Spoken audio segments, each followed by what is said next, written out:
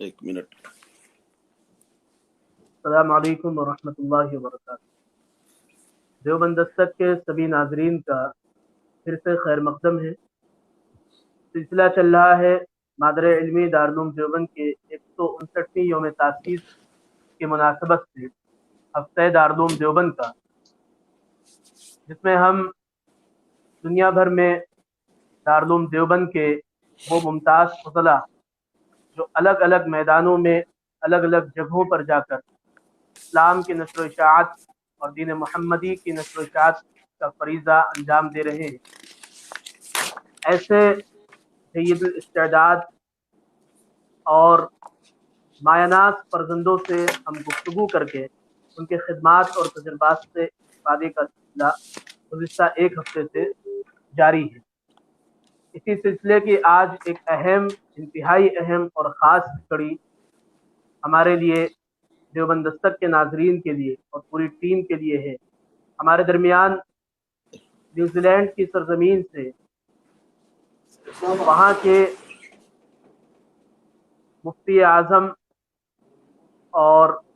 انتہائی اہم ترین مرکزی شخصیت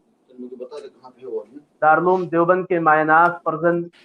حضرت مولانا شیخ محمد عامر القاسمی المدنی حفظہ اللہ ورعاہ ہمارے ساتھ لائیو جوائن ہو چکے ہیں، اور آج ہم انشاءاللہ شیخ محمد عامر حفظہ اللہ ورعاہ سے تفصیل سے گفتگو کریں گے اور مادر علمی دارالعلوم دیوبند کی خدمات کو خراج عقیدت پیش کرنے کے ساتھ ساتھ مختلف ایشوز پر، مختلف مسائل پر انشاءاللہ شیخ سے ہم گفتگو کریں گے۔ سب سے پہلے تو میں آپ کا صمیم قلب سے خیر مقدم کرنا چاہتا ہوں دیوبند دستک کے پلیٹ فارم پر۔ السلام علیکم ورحمۃ اللہ وبرکاتہ۔ جزاک اللہ خیر، جو آپ حضرات نے ہمیں یہ موقع عنایت کیا۔ یقیناً ہم بہت ہی دور افتادہ ملک کے اندر ہیں، جو نہ صرف یہ کہ ملکی اعتبار سے فرق، بلکہ یہ کئی بر اعظموں کو پار کرنے کے بعد پھر ہم المحیط الحاجی اور یہ بالکل بحر اٹلانٹک کے قریب ہم لوگ ہیں یہاں پہ۔ بہرکیف یہ بڑی خوشی ہو رہی ہے کہ ہم فرزندان دارالعلوم اور مادر علمی دارالعلوم کے سامعین اور اس سے وابستگان کے ساتھ آج ان کے ساتھ میں مل کر کے بیٹھ کر کے بات چیت کرنے کا موقع مل رہا ہے۔ جزاکم اللہ خیر، احسن جزا۔ ہم اپنے ناظرین کو بتانا چاہتے ہیں کہ اس وقت نیوزی لینڈ میں صبح کے 4 بج رہے ہیں، 4:30 کے آس پاس کا وقت ہے۔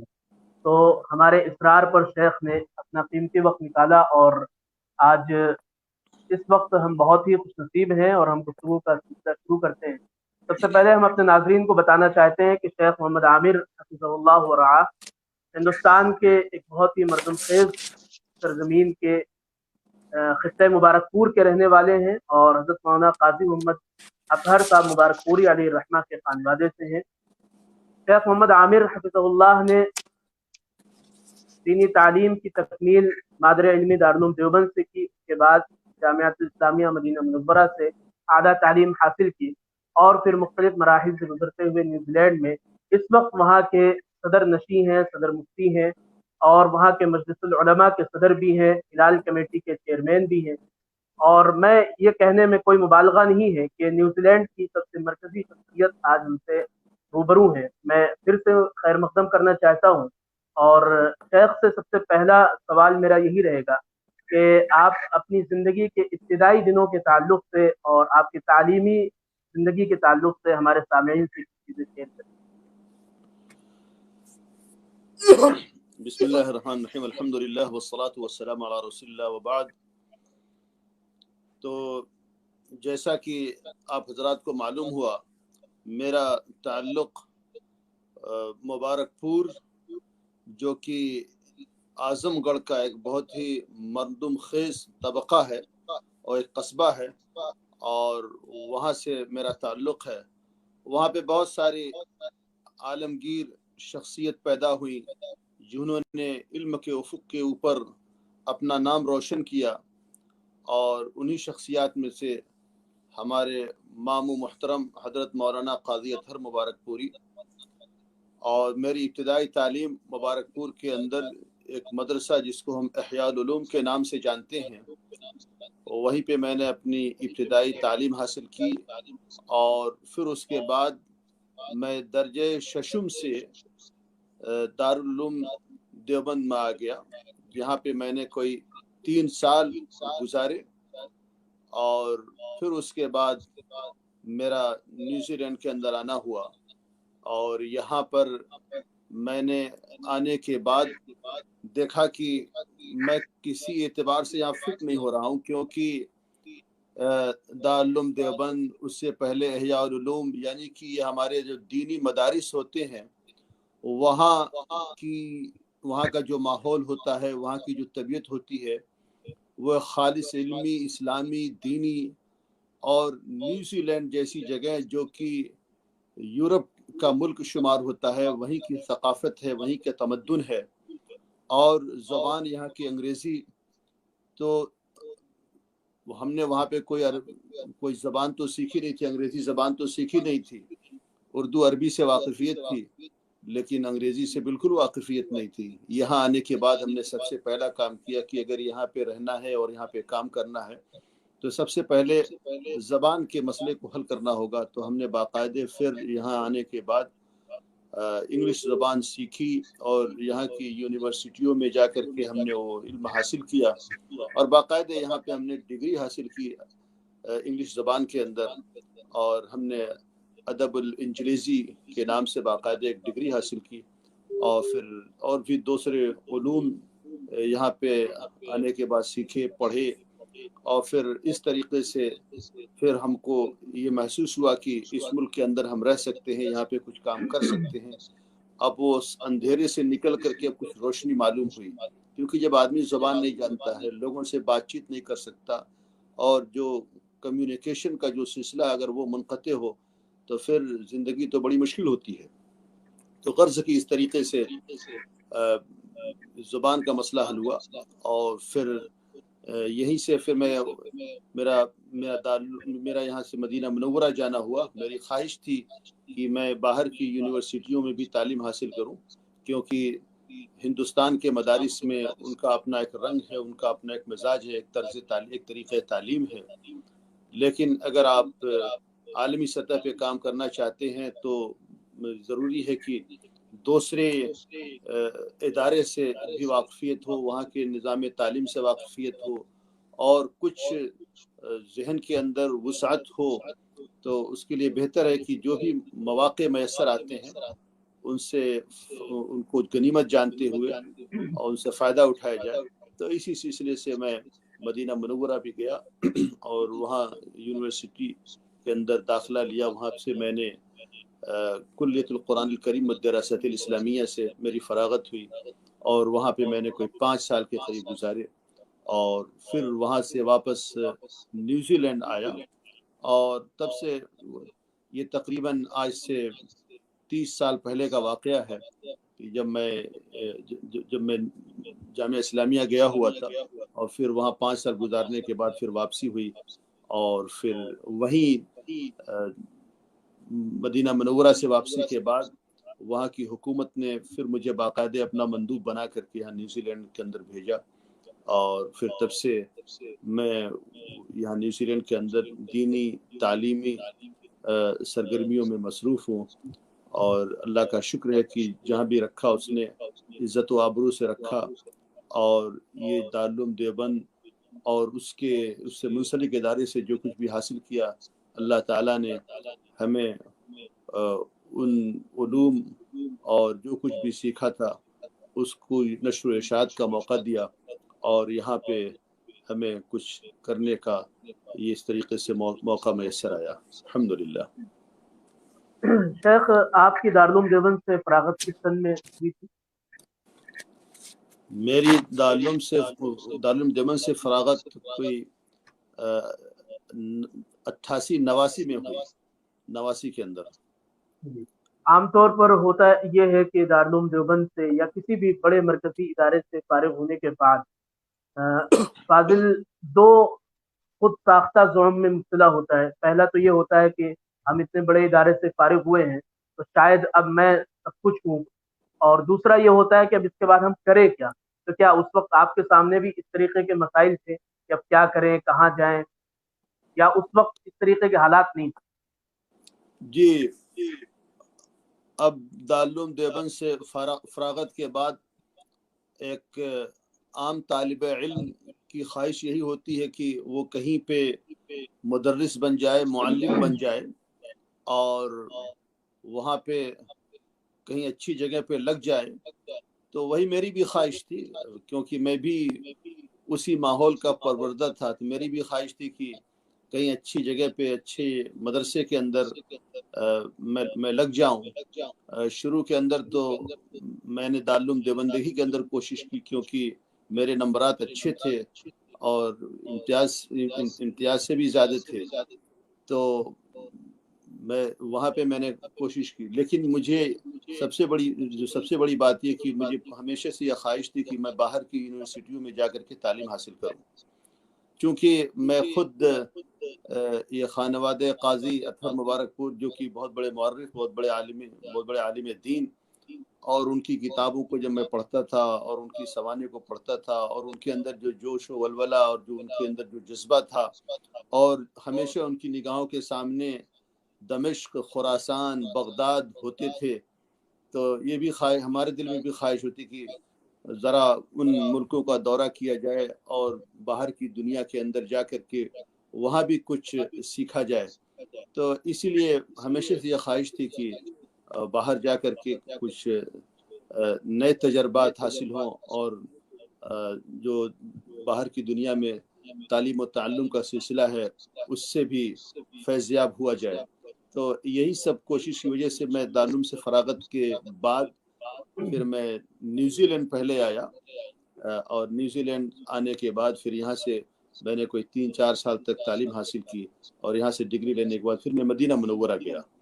تو اس طریقے سے یہ سلسلہ پھر اللہ نے جو ہے کہ ہر آدمی کا رزق سب لکھا ہوا ہے. تو جو چیز جہاں پہ لکھی ہے وہ چیز وہیں پہ اس کو میسر ہوگی، وہیں پہ ملے گی. تو غرض کی یہ لف اور دور جو کچھ ہے، ان تمام سے گزرنے کے بعد ہندوستان، پھر نیوزی لینڈ، اور پھر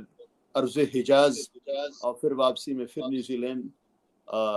تو یہ ساری چیزیں یہ سمجھ لیجئے کہ زندگی کا ایک حصہ، اور اللہ نے جو مقدر میں لکھا تھا وہ سب کچھ ہونا تھا. اور گھوم پھر کر کے پھر ہم اسی جگہ پہ آئے جہاں سے ہم نے شروعات کی تھی. جی، تو تقریباً 30 سال آپ کو نیوزی لینڈ میں ہو چکے ہیں؟ جی، 30 سال سے اوپر ہی ہو چکے ہیں. ان 30 سالوں میں مختلف میدانوں میں ماشاءاللہ آپ نے خدمات انجام دی ہیں، اور ابھی بھی آپ مستقل ہر میدان میں مرکزی کردار کے طور پر وہاں پر نہ صرف مشہور ہیں، بلکہ میں نے آپ سے گفتگو کرنے سے پہلے آپ کے بارے میں اتنا ریسرچ کیا تو مجھے یہ احساس ہوا کہ ماشاءاللہ آپ نے ہر میدان میں ایک مضبوط کردار اور کلیدی کردار ادا کیا. تو شیخ میں پوچھنا چاہ رہا تھا کہ نیوزی لینڈ میں آپ جب ابتدائی دنوں میں، جیسا کہ آپ نے بتایا کہ زبان ایک مسئلہ تھا، زبان کا مسئلہ حل ہوا، اس کے بعد پھر یہ جو آپ کا شعار ہے، ہمارا شعار ہے، اس میں آپ کو کبھی کوئی دقت، کوئی پریشانی اس طریقے سے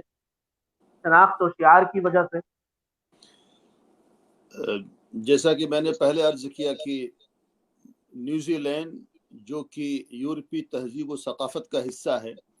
اور یہاں کا طرز زندگی، رہنا سہنا، یہ سب کچھ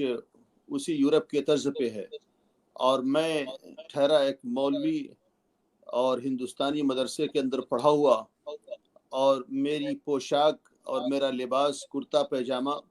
یقیناً جب میں یہاں پہ سڑکوں پہ چلتا تھا تو لوگ میری طرف دیکھتے تھے. اس میں کوئی وہ پہلو نہیں ہوتا لوگ کوئی مجھے اجنبیت یا مجھ کو کسی اور دوسرے انداز سے، یہ ہوتا تھا کہ کوئی نیا آدمی آیا ہوا ہے، یہ کوئی نئی جگہ کا ہے، کوئی نئے ماحول کا ہے، تو تھوڑی سی اجنبیت اور غرابت ہوتی تھی.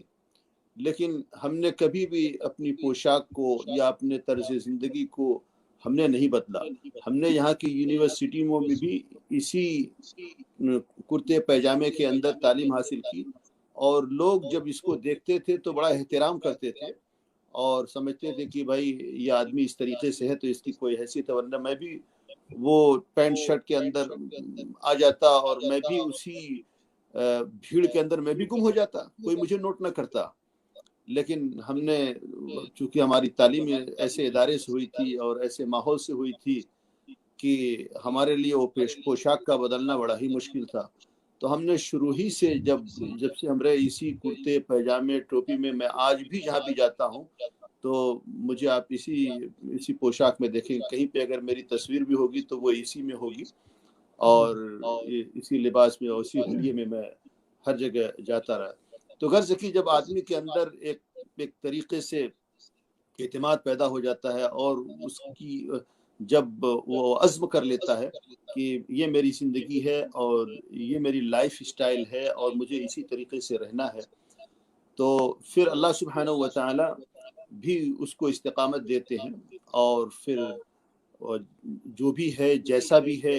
اللہ تعالیٰ پھر اسی طریقے سے اس سے کام لیتے ہیں، اس کو استعمال کرتے ہیں۔ تو الحمدللہ ایسا کوئی مسئلہ نہیں ہوا پھر۔ اور اب تو پہلے کے مقامات سے 30 سال پہلے دیکھیں تو نیوزی لینڈ کے اندر کوئی 5-6 ہزار کے قریب مسلمان تھے، آج تو 70-80 ہزار کے قریب مسلمان ہیں۔ اور جب ہم شروع میں آئے تھے تو کوئی 4-5 یہاں پہ اسلامک سینٹر مساجد تھیں، لیکن آج 60-70 سے زیادہ اسلامک سینٹر اور مساجد ہیں۔ تو ہر سال ایک نئی مسجد، ایک نیا سینٹر معرض وجود میں آتا ہے۔ تو اب اسلام کے تئیں لوگوں کے اندر بہت زیادہ بیداری ہے اور آگاہی ہے، اور اسلام یہاں پہ کوئی نامانوس نہیں رہا،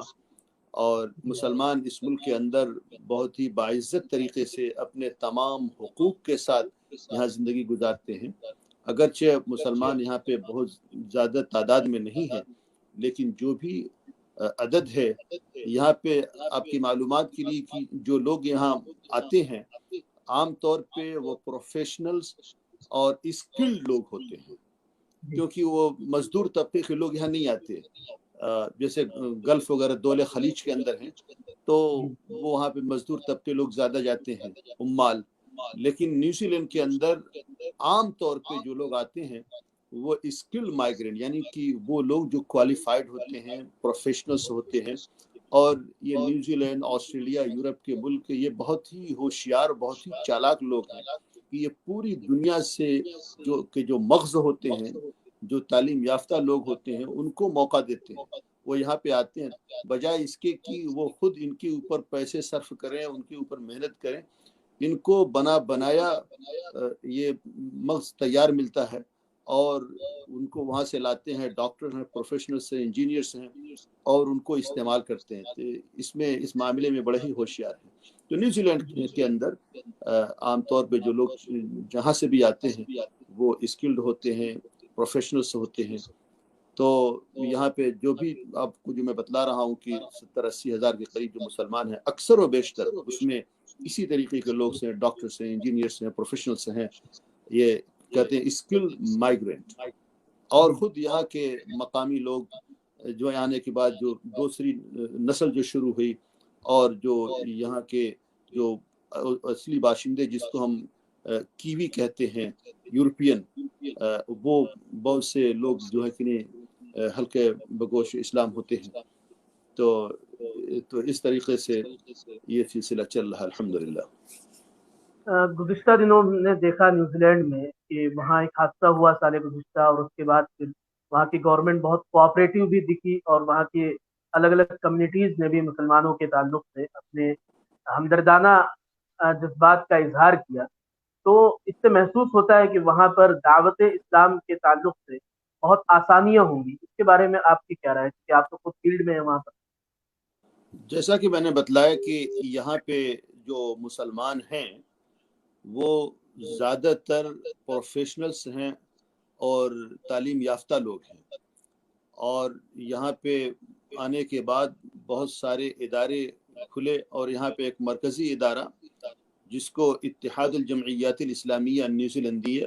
جس کا میں چیف ریلیجس ایڈوائزر ہوں۔ تو یہ ایک ادارہ جو نیوزی لینڈ में मुल्की सतह के ऊपर मुसलमानों की रहनुमाई करता है।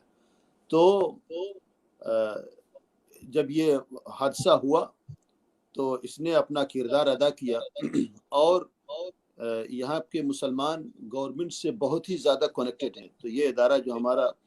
इत्तेहादुल जमइय्यात इस्लामिया न्यूजीलैंडिया, जिसको हम फियांस भी बोलते हैं, ये बहुत ही ज़्यादा गवर्नमेंट के इदारे से कनेक्टेड है।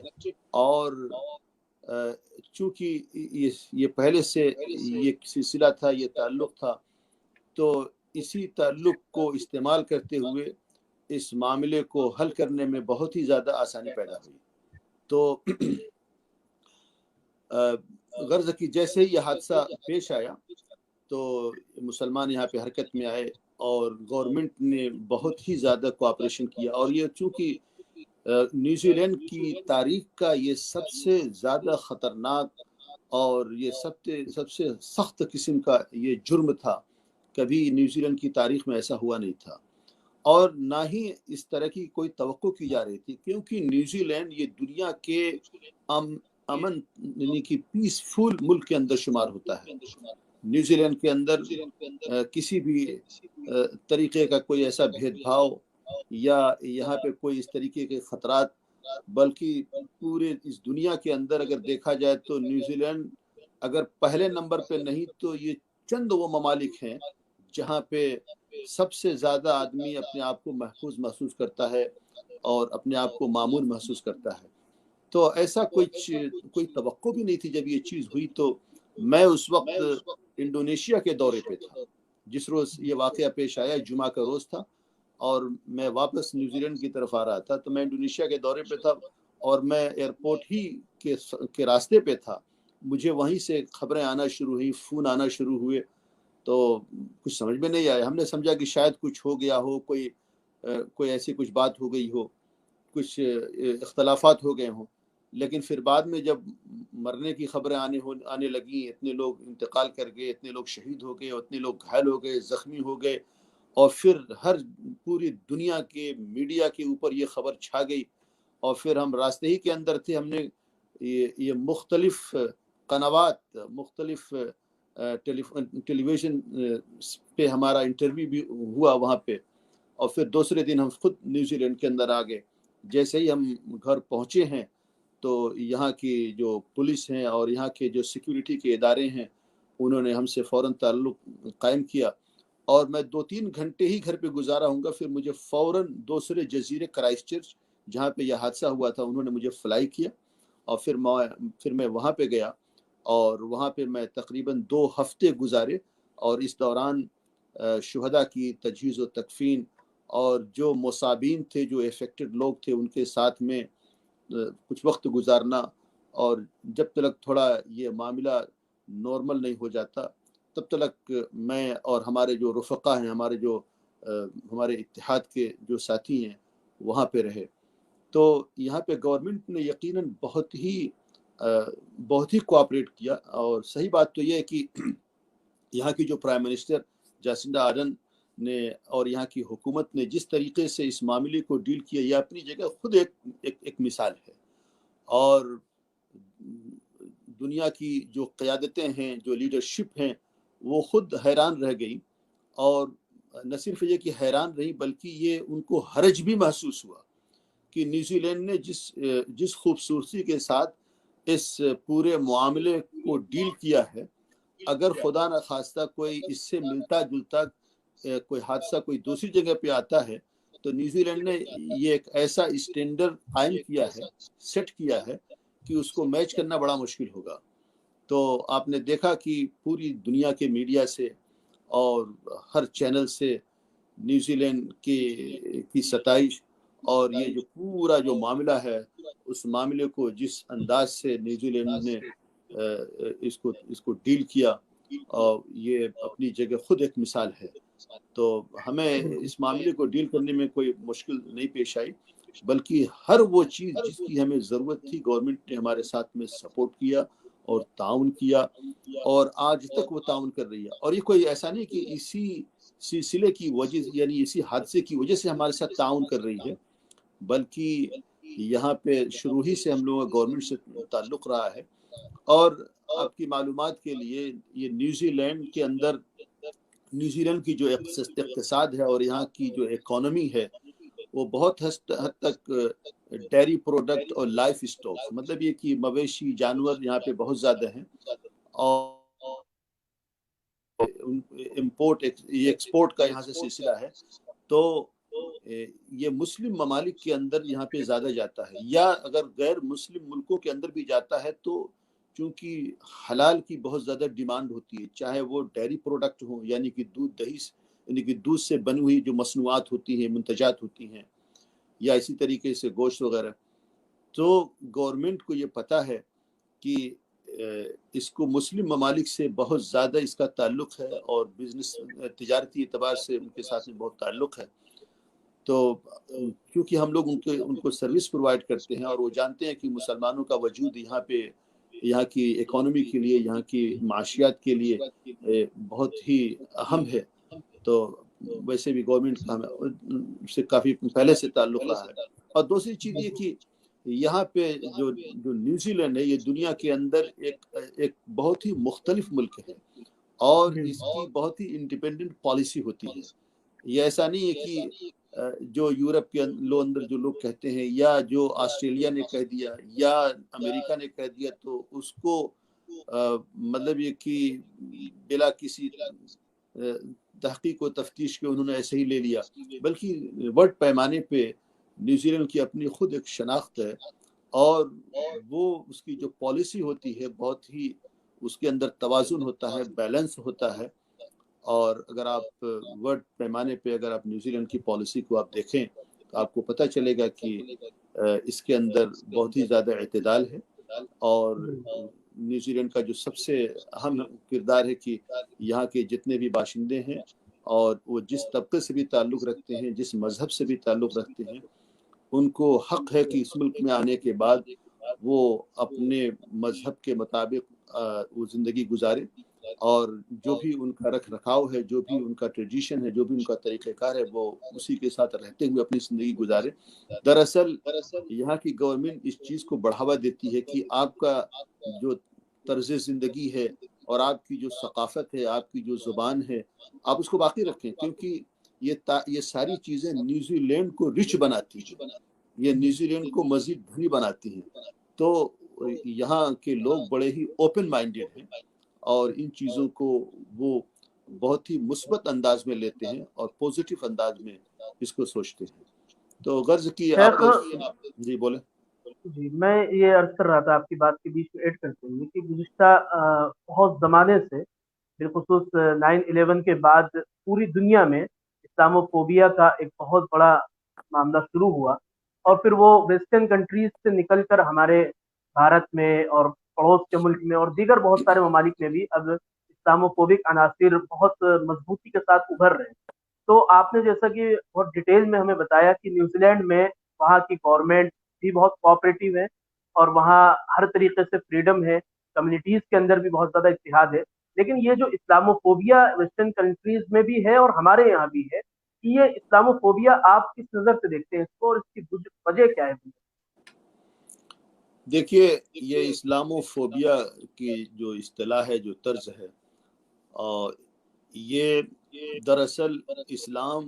یہ کوئی ایک مذہب تو صرف ایک کوئی مذہب کا نام نہیں ہے، بلکہ اسلام ایک حضارت ہے، ایک سویلائزیشن ہے، اور اسلام ایک طرز زندگی ہے۔ تو یہ دنیا کی جو دوسری قومیں ہیں اسلام کو اپنے لیے ایک چیلنج سمجھتی ہیں، اور اسلامی طرز زندگی کو اپنے لیے ایک خطرہ سمجھتی ہیں، اور اس سے پہلے جو اسلامی تمدن تھا اور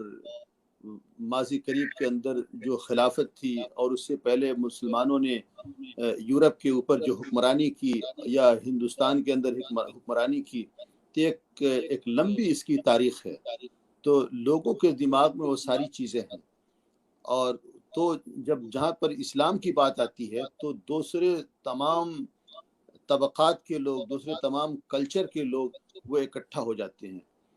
تو اس کی جو سب سے بڑی وجہ یہ ہے کیونکہ اسلام کا اپنا خود ایک एक नमूना है और एक अपना खुद टेम्पलेट है और उसका खुद अपना एक तर्ज ज़िंदगी है। और मुसलमान जहाँ पे भी होते हैं तो वो अपनी सकाफ़त को, अपने कल्चर को, अपनी तर्ज ज़िंदगी को वो ले करके जाते हैं। तो इसी के तहत लोगों के अंदर है, चाहे वो यूरोप हो, अमेरिका हो, या और दूसरे मुल्कों के अंदर है वो हो। तो इसी चैलेंज को सामने रख करके लोगों के अंदर ये सारी चीज़ें होती हैं। एक दूसरी बड़ी वजह ये है, जो मैं गवर्नमेंट की सतह से नीचे उतर करके जो अवामी सतह पे जब आते हैं तो यहाँ पे जो जहन होते हैं हर तरह के होते हैं। इसमें कुछ वो होते हैं जो बायस होते हैं और कुछ वो होते हैं जो मुनसिफाना जहन रखते हैं। तो यहाँ पे बहुत ज़्यादा आगाही की ज़रूरत है। लोग वही जानते हैं जो मीडिया उन्हें बतलाता है, लेकिन ज़रूरत है कि हमें इस्लाम के तय लोगों के अंदर आगाही पैदा किया जाए। यहाँ न्यूजीलैंड के अंदर जब ये 9/11 का वाक़या पेश आया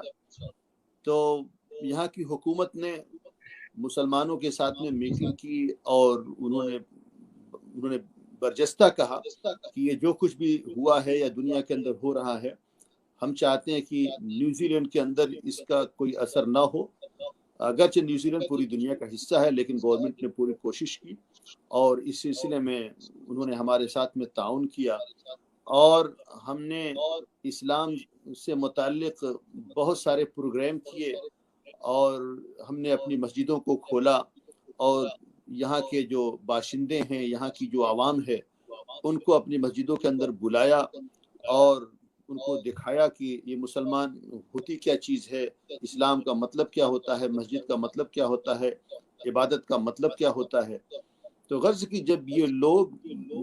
मस्जिदों के अंदर आए, इस्लामिक सेंटर्स के अंदर आए और मुसलमानों से थोड़ी वाकफियत हुई और उनसे कुर्बत हुई, तो उन्होंने भी महसूस किया कि ये मुसलमान तो हमारी जैसे इंसान हैं, जो हमारी कॉन्सर्न हैं, जो हमारी ज़रूरतें हैं, जो हमारी हाजतें हैं, वही मुसलमानों की भी हैं। और कोई वो अलग बात है कि वो अलग तरीके से इबादत करते हैं, अलग तरीके से नमाज पढ़ते हैं, लेकिन वो इंसान हैं और उनकी भी ज़रूरियात वही हैं जो हमारी ज़रूरियात हैं और ये बड़े ही पीसफुल लोग हैं। तो जब कौम को, जब लोगों को जब इस सिलसिले में जब आगाही हुई तो उनका रवैया मुसलमानों के तय बहुत ही मुख्तलिफ था। ये अलग बात है कि भाई हर मुल्क के अंदर, हर कौम के अंदर, हर समाज के अंदर कुछ शर पसंद अनासिर हैं, लेकिन वो कोई मुआशरे की तमसील नहीं करते, वो मुआशरे की नुमाइंदगी नहीं करते, बल्कि वो चंद लोग होते हैं जो उनके जहन के अंदर तखरीब कारी होती है। तो न्यूजीलैंड के अंदर भी कुछ लोग इस तरीके के थे, लेकिन वो न होने के बराबर थे। अगर कभी यहाँ की मस्जिदों के ऊपर किसी ने कोई ग्रेफिटी या वहाँ पे कोई ईंट पत्थर फेंके, तो अगर 2-4 ईंट पत्थर आए या किसी ने अब्यूज़ किया, किसी ने गाली गलौज किया, तो उसके मुकाबले में हज़ारों मोहब्बत के पैगाम आते थे, सपोर्ट के पैगाम आते थे। तो अगर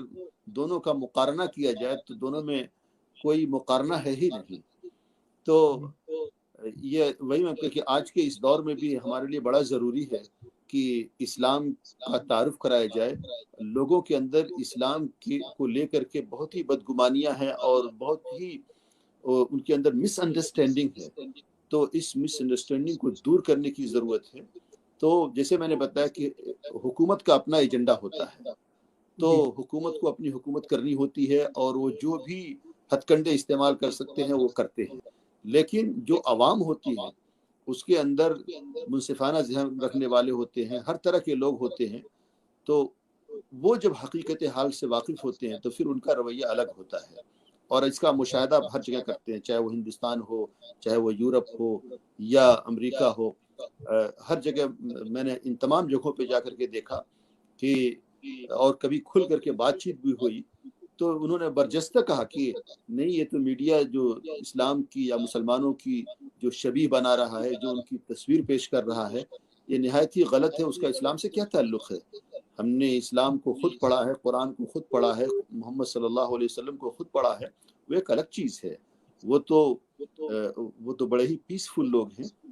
اسلام تو محبت کا پیغام دیتا ہے, امن و سلامتی کا پیغام دیتا ہے. اس کا ارہاب سے یا ٹیرورزم سے اس کا کیا تعلق ہے؟ تو لوگوں کے اندر جو ہے کہ نہیں اس کے بارے میں آگاہی ہو رہی ہے, اور بہت زیادہ دنوں تک کوئی بھی آدمی کسی کی آنکھ میں دھول نہیں جھونک سکتا. اللہ سبحانہ و تعالیٰ کو اپنا یہ دین مکمل کرنا ہے. یہ الگ بات ہے کہ اس کے اندر تھوڑا اتار چڑھاؤ آتا ہے, لیکن at the end of the day, آخر کے اندر اسلام کو غلبہ ہوگا, اور اسلام پھلے گا, پھولے گا, اور لوگ اسلام سے واقف ہوں گے. بہرحال شیخ ہم واپس آتے ہیں ہندوستان کی طرف, جو آپ کی جنم بھومی بھی ہے اور یہاں سے آپ نے بہت کچھ حاصل کیا ہے. اس وقت ہمارے ملک میں جو حالات ہیں وہ آپ سے واقف ہیں. ایک ملی مسئلہ بھی ہے اور قومی سطح پر بھی بہت سارے مسائل ہیں. مسائل کا انبار ملت اسلامیہ کے سامنے کھڑا ہوا ہے. مادر علمی دارالعلوم دیوبند کے فرزند ہونے کی حیثیت اور ایک ایسے ادارے سے منسوب ہونے کی حیثیت سے جس کی اپنی ایک تاریخ ہے, اور 150 سال سے زائد مادر علمی دارالعلوم دیوبند کی خدمات, ان تمام چیزوں کو سامنے رکھتے ہوئے ایک فرزند دارالعلوم ہونے کی حیثیت سے ہم آپ سے پوچھنا چاہتے ہیں کہ وہاں رہنے کے باوجود یہاں کے حالات پر آپ کا کیا نظریہ ہے, اور کیا وہاں کبھی ایسا ہوتا ہے کہ وہاں جو ہندوستانی لوگ ہیں ان سے مل بیٹھ کر یہاں کے ایشوز پر بات ہوتی ہو, یا یہاں کے مسئلے میں کچھ دخیل ہونے کے لیے آپ لوگ کچھ کوشش کرتے ہو, اس طریقے کا کوئی؟ دیکھیے, آدمی چاہے جہاں بھی رہے, لیکن ہمیشہ اس کا ملک اور اس کی فیملی, اس کے دوست و احباب, اور جو جہاں پہ اس کی نشو و نما ہوئی, وہ ہمیشہ اس کو ہر دل عزیز ہوتا ہے, پیارا ہوتا ہے. حضرت مولانا قادری اطہر مبارک پوری کی ایک بڑی غزل ہے. اس غزل کا ایک مصرع جس کے اندر آپ نے فرمایا کہ جو بے وقت تیری گلی میں گزارے, بہت کام کے تھے وہی دن ہمارے. تو یقیناً جہاں پہ بچپنا گزرتا ہے, جہاں پہ آدمی کی نشو و نما ہوتی ہے, وہ ہمیشہ پیارا ہوتا ہے. تو ہندوستان کے جتنے بھی لوگ ہیں یہاں پہ, وہ اپنے ملک کے حالات سے دلچسپی رکھتے ہیں. اگر وہاں پہ کوئی اچھی چیز ہوتی ہے تو خوش ہوتے ہیں,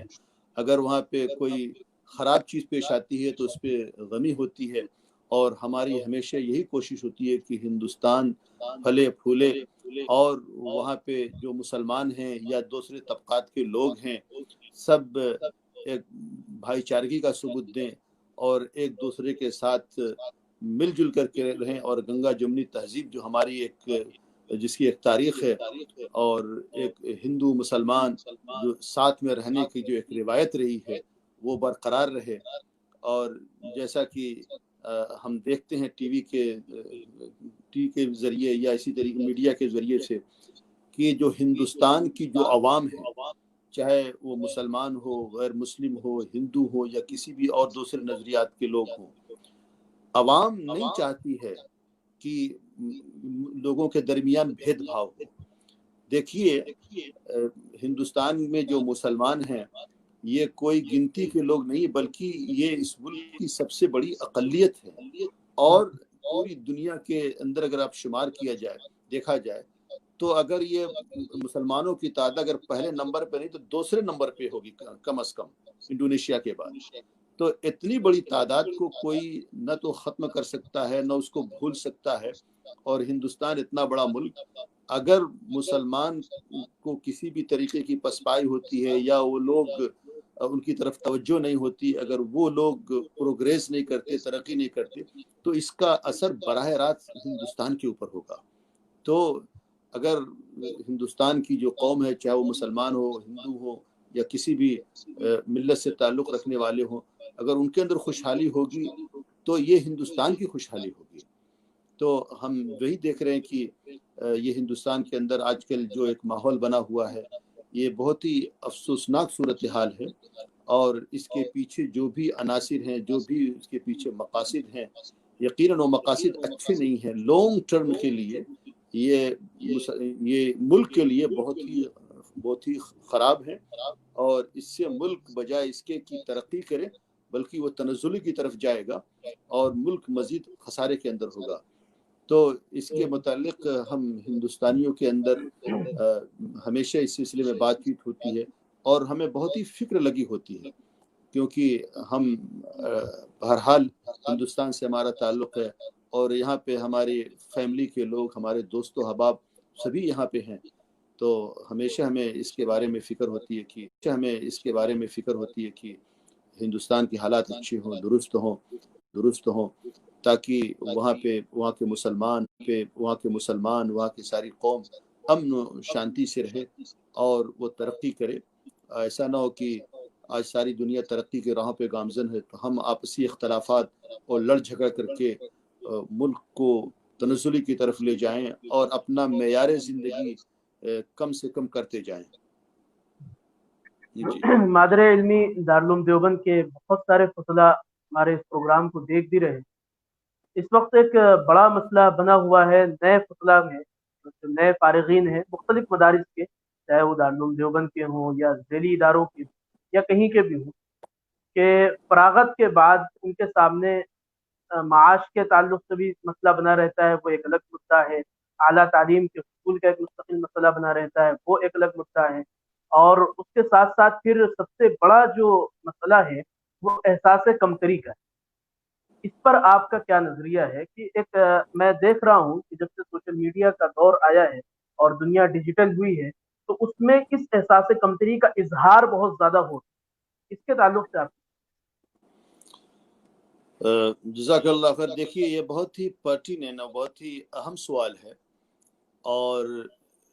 ये एक बहुत ही बड़ा चैलेंज है। और हम देखते हैं कि दारुल देवबंद से या उसकी शाखों से हर साल हज़ारों तालिब इल्म फारिग होते हैं और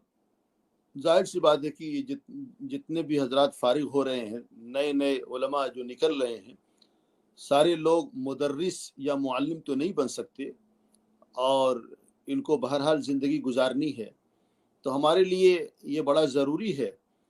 कि हमारा जो निज़ाम तालीम हो वो इस तरीक़े का हो कि आदमी मदरसे से तालीम हासिल करने के बाद ऐसा ना हो कि सिर्फ मदरसे में की चार दीवारी ही का हो करके रहे, बल्कि वो बाहर की दुनिया में भी जब वो जाए, मदरसे की चार दीवारी से हट करके जब वो जाए, तो उसको कम अज़ कम इतना एतमाद होना चाहिए कि वो सोसाइटी के अंदर कुछ कर सकता है। और इसीलिए हमारे लिए ज़रूरी है कि जो भी नए फारिगीन हो रहे हैं वो अपने किरदार को निभाने के लिए और अपने रोल को अदा करने के लिए वो कोशिश करें। और इस कोशिश के लिए सबसे पहली चीज़ तो ये कि ख़ुद हमारे जो मदारिस इस्लामिया हैं उनका जो निज़ाम तालीम और वहाँ पे तलबा की परवरिश कुछ इस तरीके से की जाए कि ये तलबा जब मदरसे की चार दीवारी से बाहर जाएं तो चाहे उनका माशी ताल्लुक़ हो या इल्मी एतबार से उनको जो रोल अदा करना है उसके ताल्लुक़ से वो अपने रोल को अदा कर सकें। चूँकि मैं ख़ुद भी इस मरहले से गुज़रा हूँ, मैं जब दारुल उलूम से फ़ारिग हुआ तो मदरसे की चार दीवारी में हम बड़े ही होनहार शुमार होते हैं और वहाँ मदरसे की चार दीवारी में हम अपने आप को बहुत ही लायक व फ़ायक महसूस करते हैं। लेकिन जब हम बाहर की दुनिया के अंदर जाते हैं तो न तो हमारे पास वो ज़ुबान है, न मुआशरे से वाक़फ़ियत है। यहाँ तक कि अगर रेलवे स्टेशन पे जाते हैं तो वहाँ के कर्मचारी से बात करने के लिए, वो टिकट निकलने के लिए, उसमें भी एक दुश्वारी होती है। किसी दुकान पे जाते हैं तो वहाँ पे भी बात करने के लिए, क्योंकि हमारा जो माशरा, हमारा जो माहौल और जिस तरीके से हमारी तालीम होती है वो बहुत अलग तरीके से होती है। अगर आप रेलवे के ऊपर सफ़र कर रहे हैं, आपके सामने कोई एक आदमी बैठा हुआ है जो आपके तबके से ताल्लुक़ नहीं रखता, आपकी कौम से ताल्लुक़ नहीं रखता,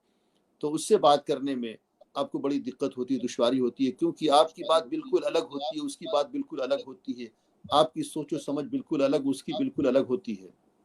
तो एक दरमियान के अंदर एक बहुत ही बड़ी खलीज है। तो मेरे कहने का मकसद ये है कि हमें हकीकत हाल का सामना करना होगा और हमें ये चीज़ महसूस करना होगा कि हर कोई आदमी मुअल्लिम तो नहीं बन सकता, मुदर्रिस तो नहीं बन सकता। आप देखें कि हज़ारों हज़ार उलमा फारिग होते हैं हिंदुस्तान से, वो कहाँ जाते हैं, कितने मुदर्रिस बनते हैं? उसमें अक्सर व बेशतर 70-80%, 70-80% वो लोग हैं जो इदारे हैं अपनी सलाहियतों को सैकल करें ताकि वो मुआशरे के अंदर खप सके, मुआशरे के अंदर वो इस्तेमाल हो सकें। और अगर बिजनेस और तिजारत की लाइन में अगर जाना चाहते हैं तो उनका इल्म से ताल्लुक़ होना चाहिए। हमने जो है इल्म को मदरसे की चहार दीवारी के अंदर महदूद कर रखा है। ये हमने सबसे बड़ी गलती की है और मुझे इस गलती का एहसास उस वक्त हुआ जब मैं हिंदुस्तान से निकल करके आया। और जब मैं देखता हूँ कि हिंदुस्तान से बाहर कि हमारा यहाँ पे किरदार क्या है, हर कोई मदरसे में पढ़ा नहीं सकता, हर कोई मस्जिद का इमाम नहीं बन सकता, तो फिर जो हज़ार उलमाए किराम हैं इनका क्या होगा? ये अपने इल्म के साथ में क्या करेंगे? मैं आपको एक मिसाल से समझाऊं और जो भी सामीन सुन रहे हैं ये बड़ा ज़रूरी है कि वो इससे सबक हासिल करें, इबरत हासिल करें कि हिंदुस्तान के एक मदरसे के अंदर ईसाइयों का एक वफ़द आया और उस वफ़द का मकसद था कि मुसलमानों के तालीमी निज़ाम और उनका जो ये सिलसिला है उससे बाखबरी हो। तो इसी सिलसिले के अंदर मदरसे के अंदर आए और पूरे मदरसे के निज़ाम तालीम को और यहाँ के सिस्टम को देखने के बाद फिर जब उनकी मीटिंग हुई और साथ में लोगों के साथ में बैठे तो उन ईसाइयों ने एक सवाल किया और वो सवाल ये था कि आप अपने तालिब इल्म को आप 7-8-9 साल तक पढ़ाते हैं और पढ़ाने के बाद फिर आप इनको किस तरीके से इस्तेमाल करते हैं, इसके बाद क्या करते हैं आप लोग? तो जो वहाँ के मुंतज़मीन थे, जो नाज़िम और जो मदरसे के जो असातिज़ा थे, वो इस सवाल से थोड़ा मुतहय्यर हुए कि ये किस तरीके का सवाल है, बेतुका सवाल है कि हम इन तलबा के साथ में क्या करते हैं? वो कहते हैं हम कुछ नहीं करते। वो तलबा जो है फारिग होते हैं, फारिग होने के बाद फिर अपने घर जाते हैं, फिर वो अपनी राह लेते हैं। तो इस वफ़द ने फिर ताज्जुब का इजहार किया, कहा कि ये कैसे हो सकता है? ये अलग बात है कि आप हमें बतलाना नहीं चाहते, आप ना बतलाएं, लेकिन हम ये मान ही नहीं सकते कि यानी कि एक तालिब इल्म जो आपके पास आया, आपने उसकी तालीम और तरबियत की और 7-8 साल तक वो आपके इशराफ के अंदर, आपकी रियायत के अंदर, आपकी निगरानी के अंदर रहा और 8-9 साल का अरसा गुजारने के बाद आप उसको ऐसे ही छोड़ दें, ये हमारी समझ में नहीं आता। ये कैसे हो सकता है? आप ना बतलाना चाहे तो अलग बात है। फिर इन्होंने कहा हमारे वहाँ तो जो तालिब इल्म आते हैं जो क्रिश्चियनिटी को सीखने के लिए, वो तो 2 साल 3 साल 4 साल का जो हमारा कोर्स होता है, इसमें जब वो आते हैं तब फिर उनको हम पूरी ज़िंदगी नहीं छोड़ते, हम उनको इस्तेमाल करते हैं। तो उनकी जो मिशनरीज़ हैं उसके अंदर वो इस्तेमाल करते हैं। तो मेरे कहने का मतलब ये है कि आप इससे अंदाज़ा लगा सकते हैं कि हमने 8-9 साल तालीम हासिल की और फिर उसके बाद बड़ी आसानी से हम इस तालीम को एक तरफ रख करके फिर हमें अपने बिजनेस और तिजारत में लग जाते हैं और इसको अक्सर हम भूल जाते हैं। हालांकि ये हमारी जिम्मेदारी होती है कि अगर हम बिजनेस कर रहे हैं, कारोबार कर रहे हैं, कोई और नौकरी कर रहे हैं, तो जो हमारा किरदार है वो एक आलिम होने की हैसियत से हमको अदा करना है। और जैसा कि मैंने कहा कि ये किसने कहा है कि ये जो इल्म जो है सिर्फ मदरसे की चार दीवारी में ही होगा? अगर हम तफसीर पढ़ाएंगे तो सिर्फ मदरसे में पढ़ाएंगे, या हदीस का दर्स देंगे तो सिर्फ मदरसे में देंगे, या हम फ़िक़्ह का दर्स देंगे या उसूल फ़िक़्ह का दर्स देंगे या कोई भी उलूम इस्लामिया का दर्स देंगे तो सिर्फ मदरसे के अंदर होगा। ये कहाँ से आ गया है? ये तो ये हमारा फरसुदा ख्याल है, बल्कि हम तो मदरसे में पढ़ते ही इसलिए हैं ताकि जो अल्लाह ने हमें सलाहियतें दी हुई होती हैं या जो हमने उलूम हासिल किए हैं उसको हम आवाम तक पहुँचाएं, लोगों तक पहुँचाएं। नबी पाक सल्लल्लाहु अलैहि वसल्लम जब तशरीफ़ लाए तो उन्होंने उन लोगों से मुखातब हुए कि जिनको इल्म से कोई आगे ही नहीं, उनको कोई आगे ही नहीं थी, तो उनको जो है कि नहीं आपने कुरान का, सुन्नत का इल्म सिखाया। और ये सहाबा किराम आपस में एक दूसरे के साथ में मुज़ाकरे करते थे اور جو نبی پاک صلی اللہ علیہ وسلم نے بتایا ہوا ہوتا تھا اس کو وہ لوگوں تک پہنچاتے تھے۔ اور ہم نے یہ چیز یہاں پہ دیکھی یورپ کے اندر کہ جو کچھ بھی سیکھنا ہوتا ہے اس کو کس طریقے سے اس کو پھیلایا جاتا ہے۔ یہاں پہ مجھے محسوس ہوا کہ اگر ہم پڑھنے کے بعد 8 سال 9 سال اور اگر ہم نے اس کی طرف توجہ نہیں کی تو جو صلاحیتیں ہوتی ہیں سب بیکار ہو جاتی ہیں، جو ہمارا پڑھا لکھا سب کا سب دھرا کا دھرا رہ جاتا ہے۔ تو یہ بڑا ضروری ہے کہ ہمارے جو فرزندان دارالعلوم یا ہمارے مدارس کے جو فضلاء ہیں، طلباء ہیں، وہ اپنی ذمہ داری کو محسوس کریں، اور اس سے پہلے مدارس کے اندر اس بات کو یقینی بنایا جا سکے کہ ہمارے جو طالب علم جو فارغ ہو رہے ہیں ان کا علم و دانش سے تعلق ہونا چاہیے، اور جب معاشرے کے اندر جائیں چاہے وہ جو کام بھی کر رہے ہیں وہاں پہ جانے کے بعد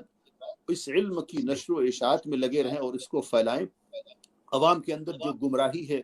اور ان کے اندر جو بے دینی ہے اس کا ازالہ کیا جا سکے۔ اگر ہم علماء اگر اس کو نہیں کریں گے پھر کون کرے گا؟ اب وہ دور چلا گیا کہ ہم بڑے بڑے اجلاس کر کے اس میں بھیڑ جمع کر کے ہم سال میں 1 بار 2 بار ہم سمجھے کہ ہم نے کفارہ ادا کر دیا۔ اب دراصل یہ سب چیزیں بہت ہی غیر مؤثر ہیں۔ ہم نے بہت ساری بھیڑوں کو دیکھا، بہت سارے اجلاس میں شرکت کی، وہ پورے کھیت کے اندر جہاں پہ ہزاروں کی تعداد میں لوگ جمع ہو جاتے تھے، وہاں پہ مقرر شعلہ بیان آ کر کے 3 گھنٹے 4 گھنٹے کی تقریر کرتے تھے اور فجر میں وہ ختم ہوتا تھا۔ اولاً تو یہ سب چیزیں اگر اسلامی مزاج کو دیکھا جائے تو وہ ٹھیک نہیں ہے کہ آدمی 2 3 بجے رات تک جلسے کرتا رہے۔ یہ تو سنت میں بھی اس کی کوئی مثال کوئی نظیر نہیں ملتی۔ آپ صلی اللہ علیہ وسلم کا جو طرز عمل ہے، صحابہ کرام کا جو طرز عمل ہے، اس سے بالکل مختلف ہے۔ تو آج کے اس دور میں ہمارے لیے ضرورت ہے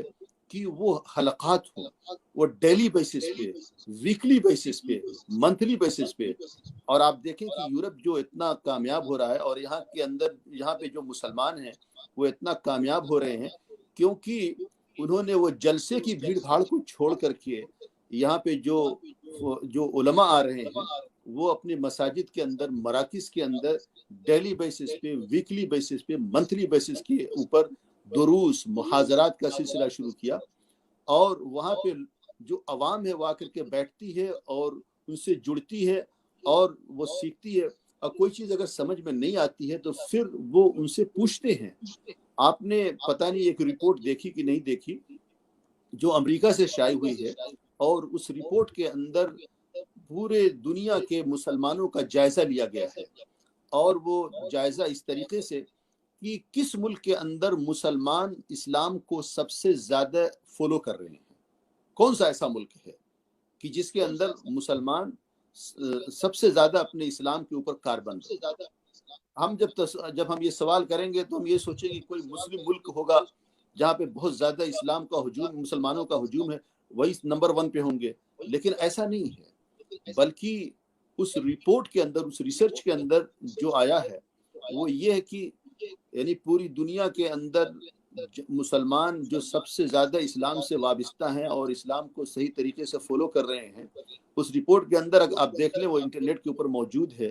تو دنیا کے اندر جو پہلا نمبر آتا ہے وہ نیوزی لینڈ کے اندر آتا ہے کہ نیوزی لینڈ کے اندر جو مسلمان ہیں وہ اسلام سے سب سے زیادہ وابستہ ہیں اور سب سے کلوزلی فالو کرتے ہیں۔ اسلام کا مطلب صرف یہ نہیں ہے نا کہ 5 وقت کی نماز پڑھنا یا زکوٰۃ دینا۔ اس رپورٹ کے اندر انہوں نے جو خطہ بنایا تھا، جو لاہ عمل بنایا تھا رپورٹ کا، اس کے اندر بہت ساری چیزیں تھیں کہ ان کے معاملات کیسے ہیں، ان کے لین دین کیسے ہیں، اور وہ ڈیلی بیسس پہ مدارس سے، ڈیلی بیسس کے اوپر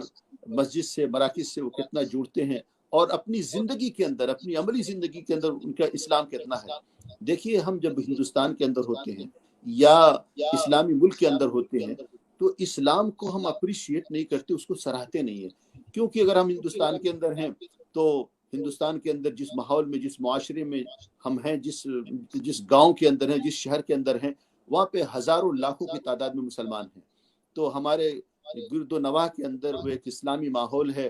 ہمارے जितने रिश्तेदार हैं सब मुसलमान हैं, हमारे दोस्त व अहबाब सब मुसलमान हैं, तो वहाँ पे हमें इस्लाम के बारे में कोई ख़तरा नहीं होता कि हमारी नस्ल मुसलमान रहेगी कि नहीं रहेगी। लेकिन जब मुसलमान इन मुल्कों के अंदर आते हैं तो उनकी निगाहों के सामने है, वो देखते हैं कि दूसरी तीसरी नस्ल किस तरीके से इस्लाम से बरगश्ता हो रही है, इस्लाम के तय उनके ख्यालात किस तरीके के हो रहे हैं। तो यहाँ पे आने के बाद हम एज ए फादर, हम एक बाप की हैसियत से हमारी सबसे बड़ी जो फिक्र होती है कि हमारे मरने के बाद क्या हमारे बच्चे मुसलमान रहेंगे कि नहीं रहेंगे। और दरअसल मुझे इस मौके से वो आयत मुझे याद आ रही है कि जिसके अंदर हजरत याकूब अलैहिस्सलातु वस्सलाम ने अपनी मौत के वक्त अपने बच्चों को इकट्ठा करके उनसे सवाल किया था। अगरचे वो एक नबी थे, नबी अपने वक्त का सबसे बड़ा दाई होता है, सबसे बेहतरीन बाप होता है और वो पूरी कौम का रहनुमा होता है। तो लेकिन अपने इंतकाल के वक्त उनको जो कंसर्न थी, उनको जो सवाल था, उन्होंने सबको बुला करके अपने तमाम बच्चों को बुला करके पूछा कि मा ताबुदून मिन बादी, कि मेरे बाद तुम किसकी इबादत करोगे। अब ये भी कोई सवाल था, यानी एक नबी, एक पैगंबर अपने बच्चों से ये सवाल कर रहे हैं जो कौम को अल्लाह की इबादत के पे डालने के लिए वो आए थे।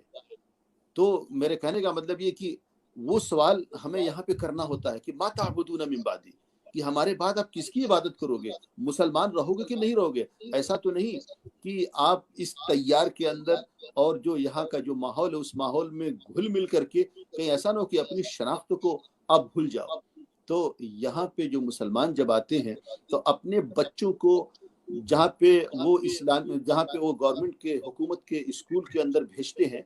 वहाँ के आने के बाद शाम को मस्जिदों और मराकिज़ के अंदर बाकायदे यहाँ पे नज़्म है, उसका एहतमाम है कि उनको दीनी तालीम से बाखबर किया जाए। तो बाकायदे उनके लिए ये क्लासेस का सिलसिला है जहाँ पे वो कुरान और इस्लामियात की तालीम होती है। तो वो डेली बेसिस पे वहाँ पे आते हैं और इसी सिलसिले की वजह से यहाँ पे बहुत सारे हुफ़ाज़ भी हो रहे हैं, और अगर हाफिज़ नहीं भी होते तो यहाँ पे बहुत से पारों के हाफिज़ हो जाते हैं, बहुत सारी सूरतें याद करते हैं और इस्लामियात के सिलसिले से उनको बहुत सारी वाकिफियत होती है। और मैंने ये महसूस किया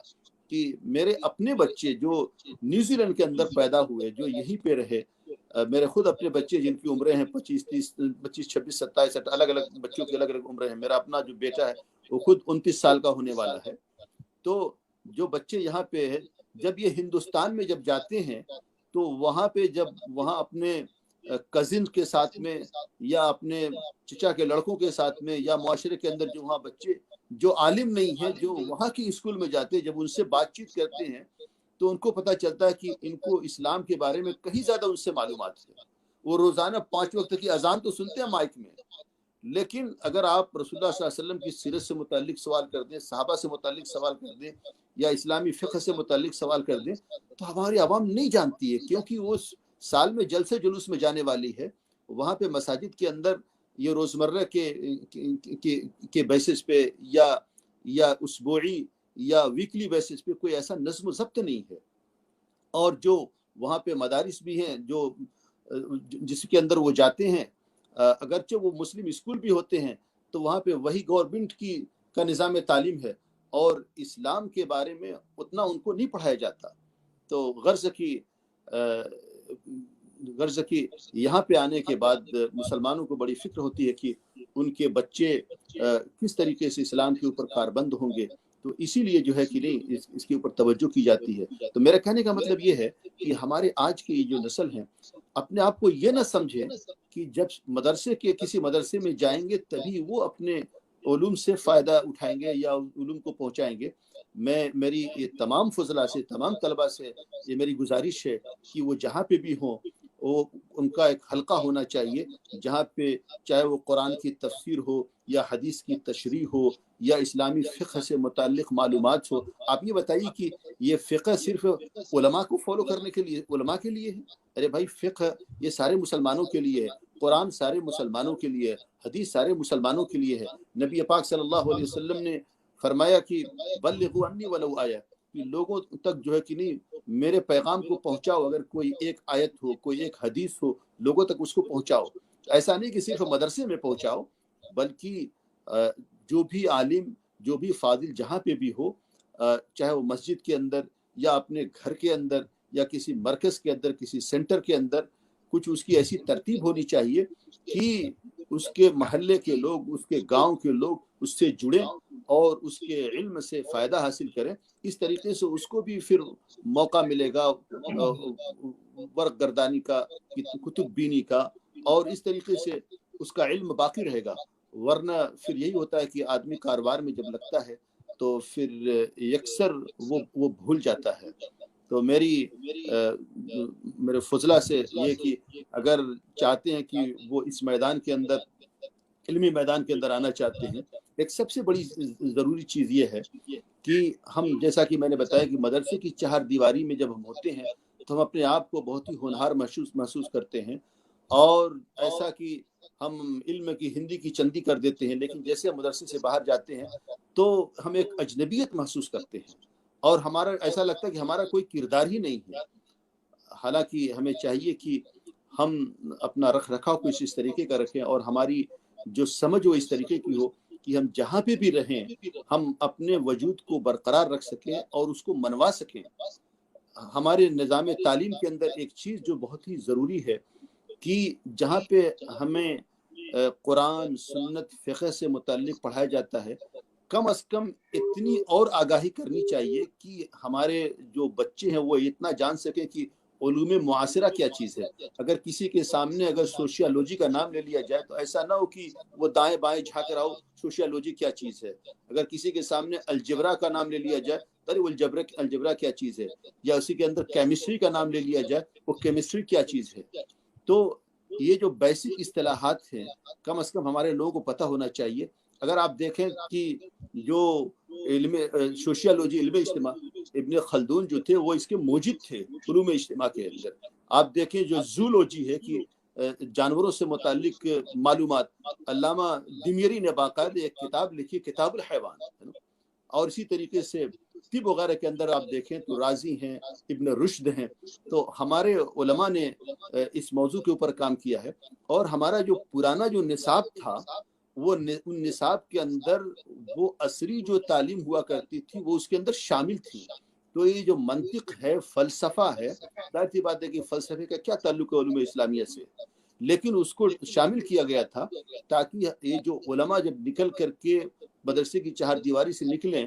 تو ان کو اپنے گرد و پیش کے ماحول سے واقفیت ہو اور وہ لوگوں سے آنکھوں سے آنکھیں ملا کر کے بات کر سکیں۔ اب وہ فلسفہ تو نہیں رہا، وہ فلسفے کی جگہ سائنس نے لے لی ہے، جس کو ہم نہیں پڑھا رہے ہیں۔ حالانکہ وہ جو فلسفہ تھا وہی سائنس تھی اس وقت کی، اس وقت میں وہی سب کچھ تھا، لیکن آج اس کی جگہ سائنس نے لے لی ہے۔ تو ہم نے اپنے نصاب تعلیم کو جس طریقے سے چاہیے تھا اس کو ہم نے اپ ٹو ڈیٹ نہیں کیا، اور اس کے اندر جو ترمیم ہونی چاہیے تھی وہ نہیں ہوئی، جس کی وجہ سے یہ ہمارے جو علماء ہوتے ہیں ان کو بہت ہی دھکے کھانے پڑتے ہیں۔ میں بتاؤں کہ میں ایک مرتبہ دارالعلوم دیوبند کے اندر آیا تو وہاں پہ میں گیا، اور مولانا عبدالخالق صاحب مدراسی سے میری بات چیت ہوئی۔ تو وہاں پہ ان کے سامنے میں نے اپنی باتوں کو رکھا، اور جو میرے سامنے چیلنجز تھے ان کو رکھا، اور میں نے کہا کہ میں دیکھ رہا ہوں کہ دارالعلوم دیوبند کے اندر کچھ نئے شعبے قائم ہوئے ہیں جس کے اندر دنیاوی تعلیم کا بھی سلسلہ ہے، اور یہ مجھے بہت ہی اچھا لگا۔ اور آج کے اس انٹرنیٹ کے دور کے اندر جہاں پہ ساری دنیا ایک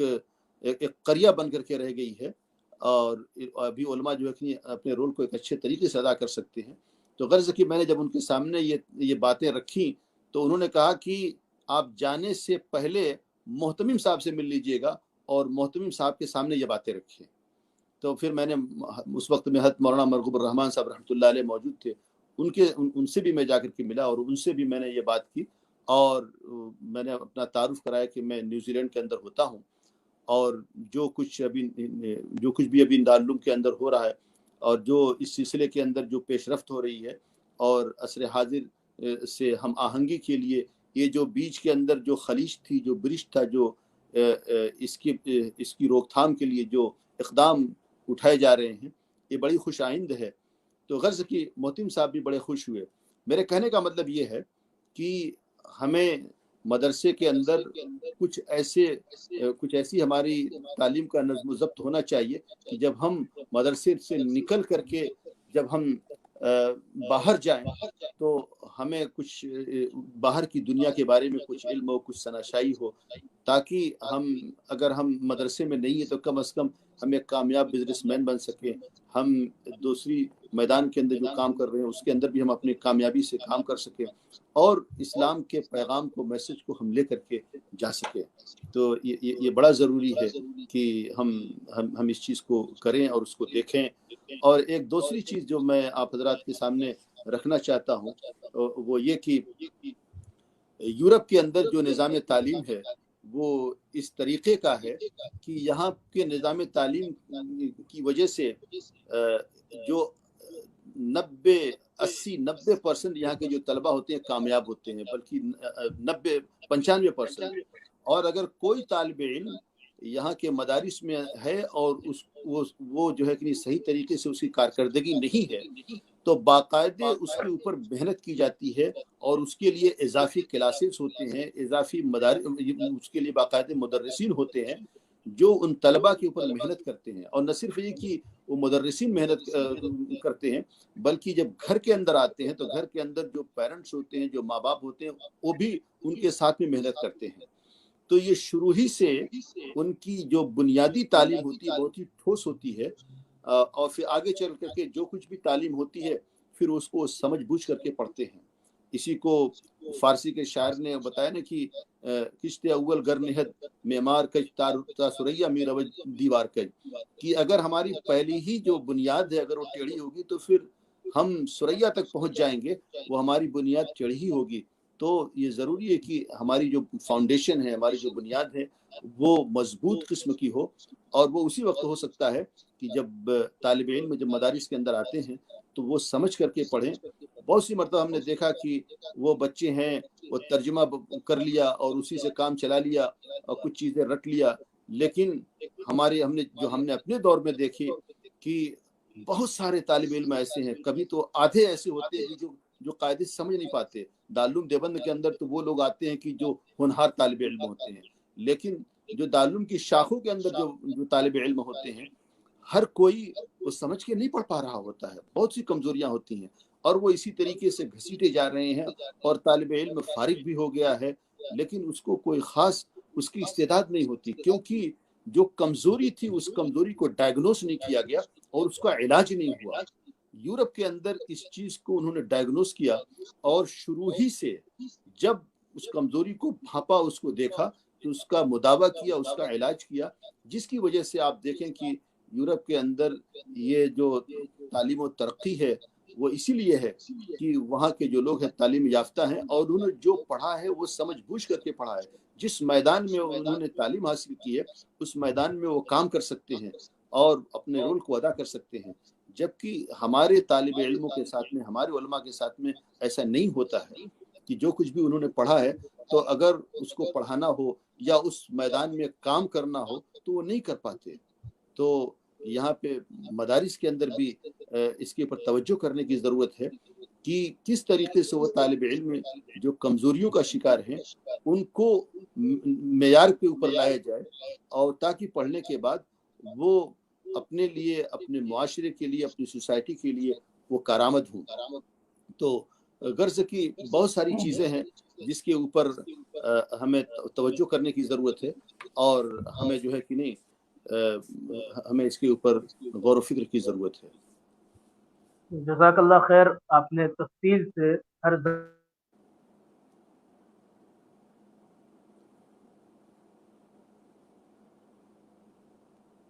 इस सिस्टम के ताल्लुक से बहुत जोर दिया जाता है कि वो असरी इदारों में जाकर इस कोर्स का निज़ाम फॉलो करें और उसके बाद फिर वो आला तालीम हासिल करें। और मिल्लत का एक बहुत ही मुख्तसर सा तबका मदारिस में आता है, सिर्फ 4 से 5% का। उसके अलावा जो पूरी मिल्लत है जिसकी दीनी इस्लाह की जिम्मेदारी उलमा के कांधों पर है।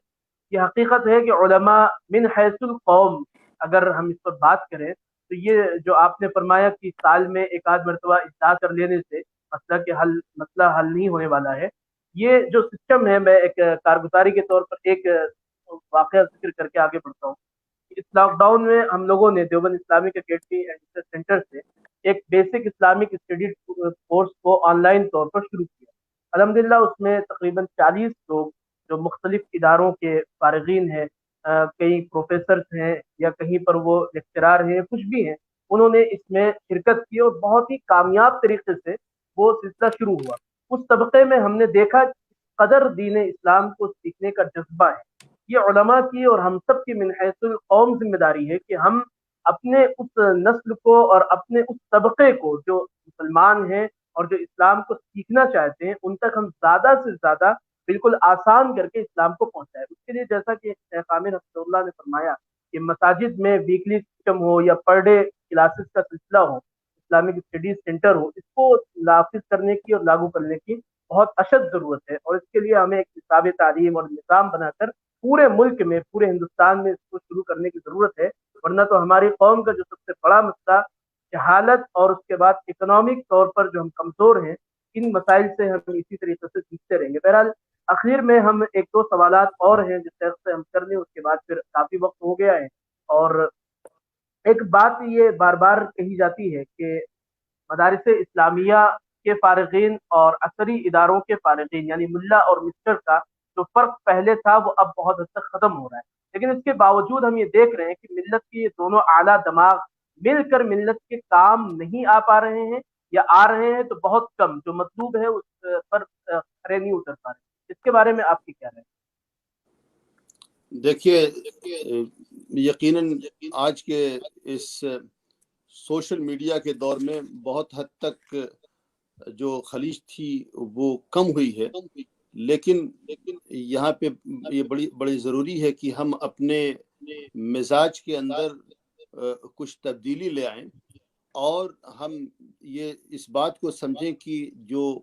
मुसलमानों की जो डेमोग्राफी थी वो चेंज हो गई है और पूरी दुनिया का जो ढांचा है, जो नक्शा है, वो चेंज हो गया है। और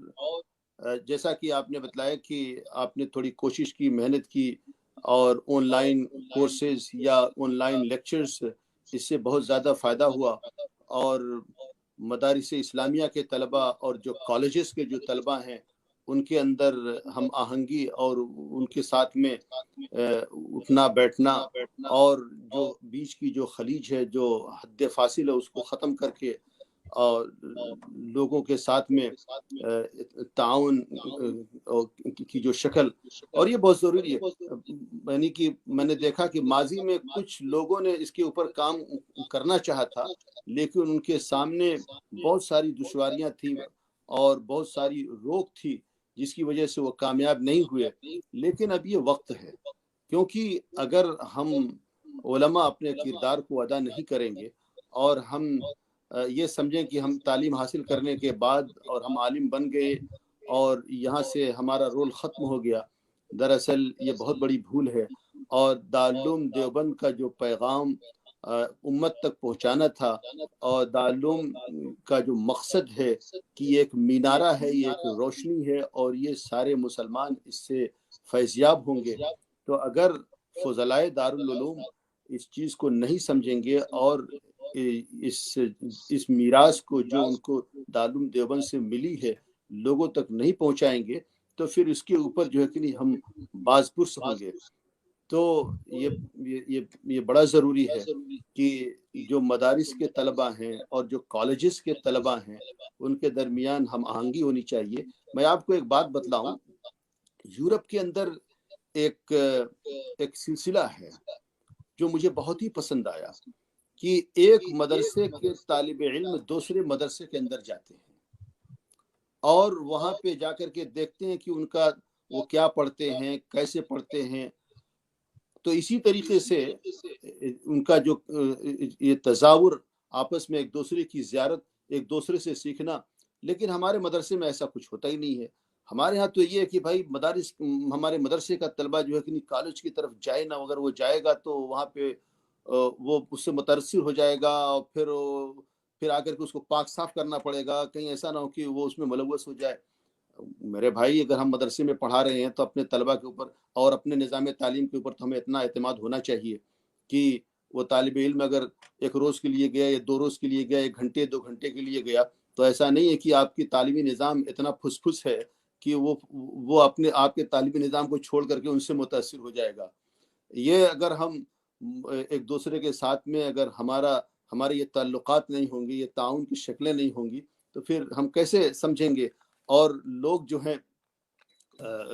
لوگ کیسے سمجھیں گے؟ اور یہی ہوتا ہے کہ ہمارا کوئی عالم ہو، اگر کسی کالج کے طلبہ سے یا یونیورسٹی کے طلبہ سے اگر اس کی مٹ بھیڑ ہو جائے، تو وہ پھر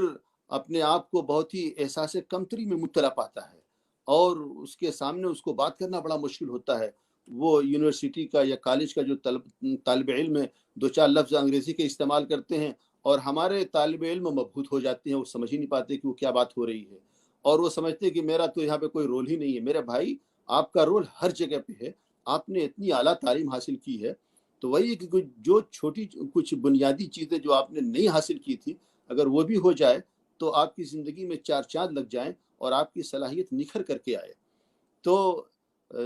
جیسا کہ میں جب یہاں نیوزی لینڈ کے اندر جب آیا، یہاں پہ آ کر کے جب انگلش کی میں نے تعلیم حاصل کی، اور یہاں کے جو مروجہ علوم ہیں کچھ اس سے واقفیت ہوئی، اور چونکہ جیسا کہ میں نے بتایا کہ یہاں میرے ارد گرد جو لوگ ہیں وہ اکثر و بیشتر وہ پروفیشنلز ہیں، اسکلڈ ہیں، ڈاکٹرز، انجینئر، اسی طریقے کے لوگ ہیں، اور یہاں پہ جو میرے شاگرد وغیرہ ہیں وہ ایسے ہی ہیں، لوئر ہیں، یہی سب ہیں۔ تو ان کے ساتھ میں جب بیٹھے، ظاہر سی بات ہے کہ شروع کے اندر تو کچھ پتہ نہیں تھا، تو بہت ساری غلطیاں ہوتی تھی، سمجھ میں نہیں آتا تھا، کیونکہ ہم ایک کمپلیٹلی ڈفرینٹ ماحول سے آئے تھے، اور جس کو ہم کہتے ہیں بیئہ محافظہ، ہے نا، کہ بہت ہی کنزرویٹو ماحول سے ہم آئے تھے، کہ جہاں پہ ہمارے علاوہ ہر کوئی غلط ہوتا ہے، صرف ہم ہی صحیح ہوتے ہیں۔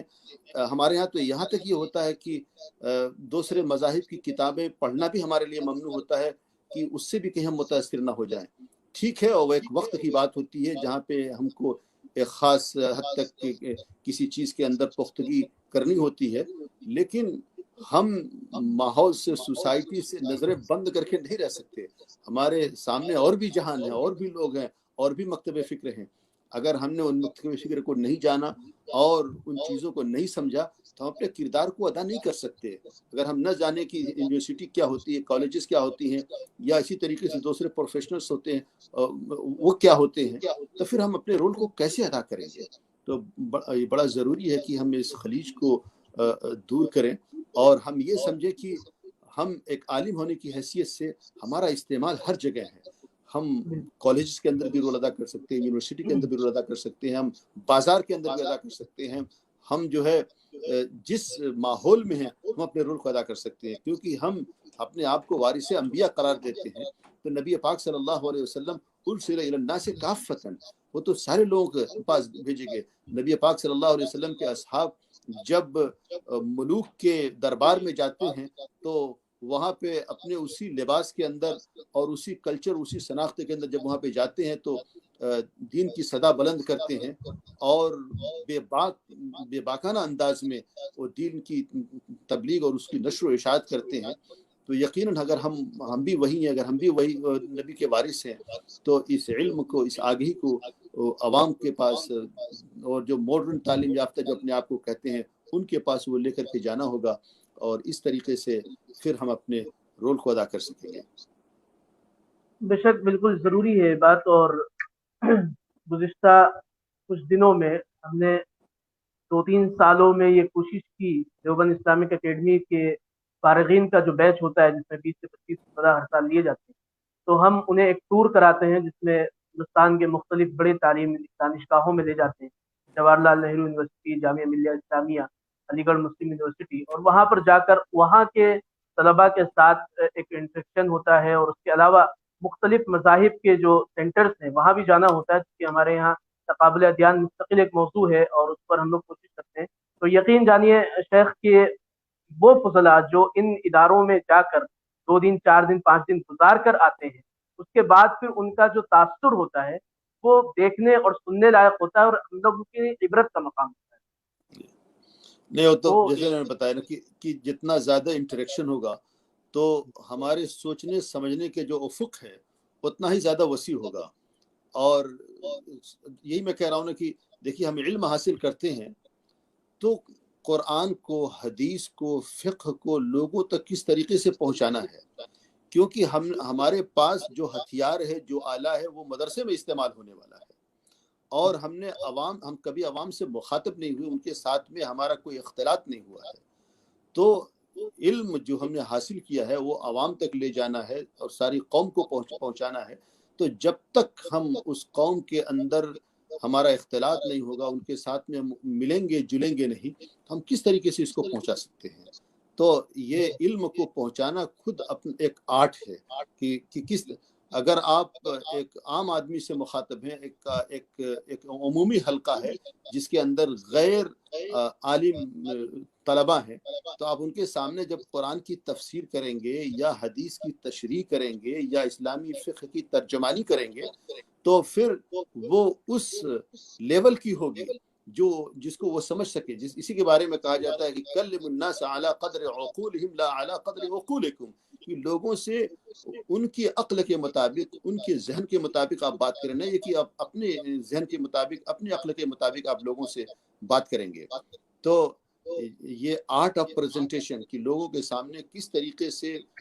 علم کو پیش کیا جائے، قرآن کو پیش کیا جائے، احادیث کو پیش کیا جائے کہ لوگ اس کو سمجھ سکیں. اور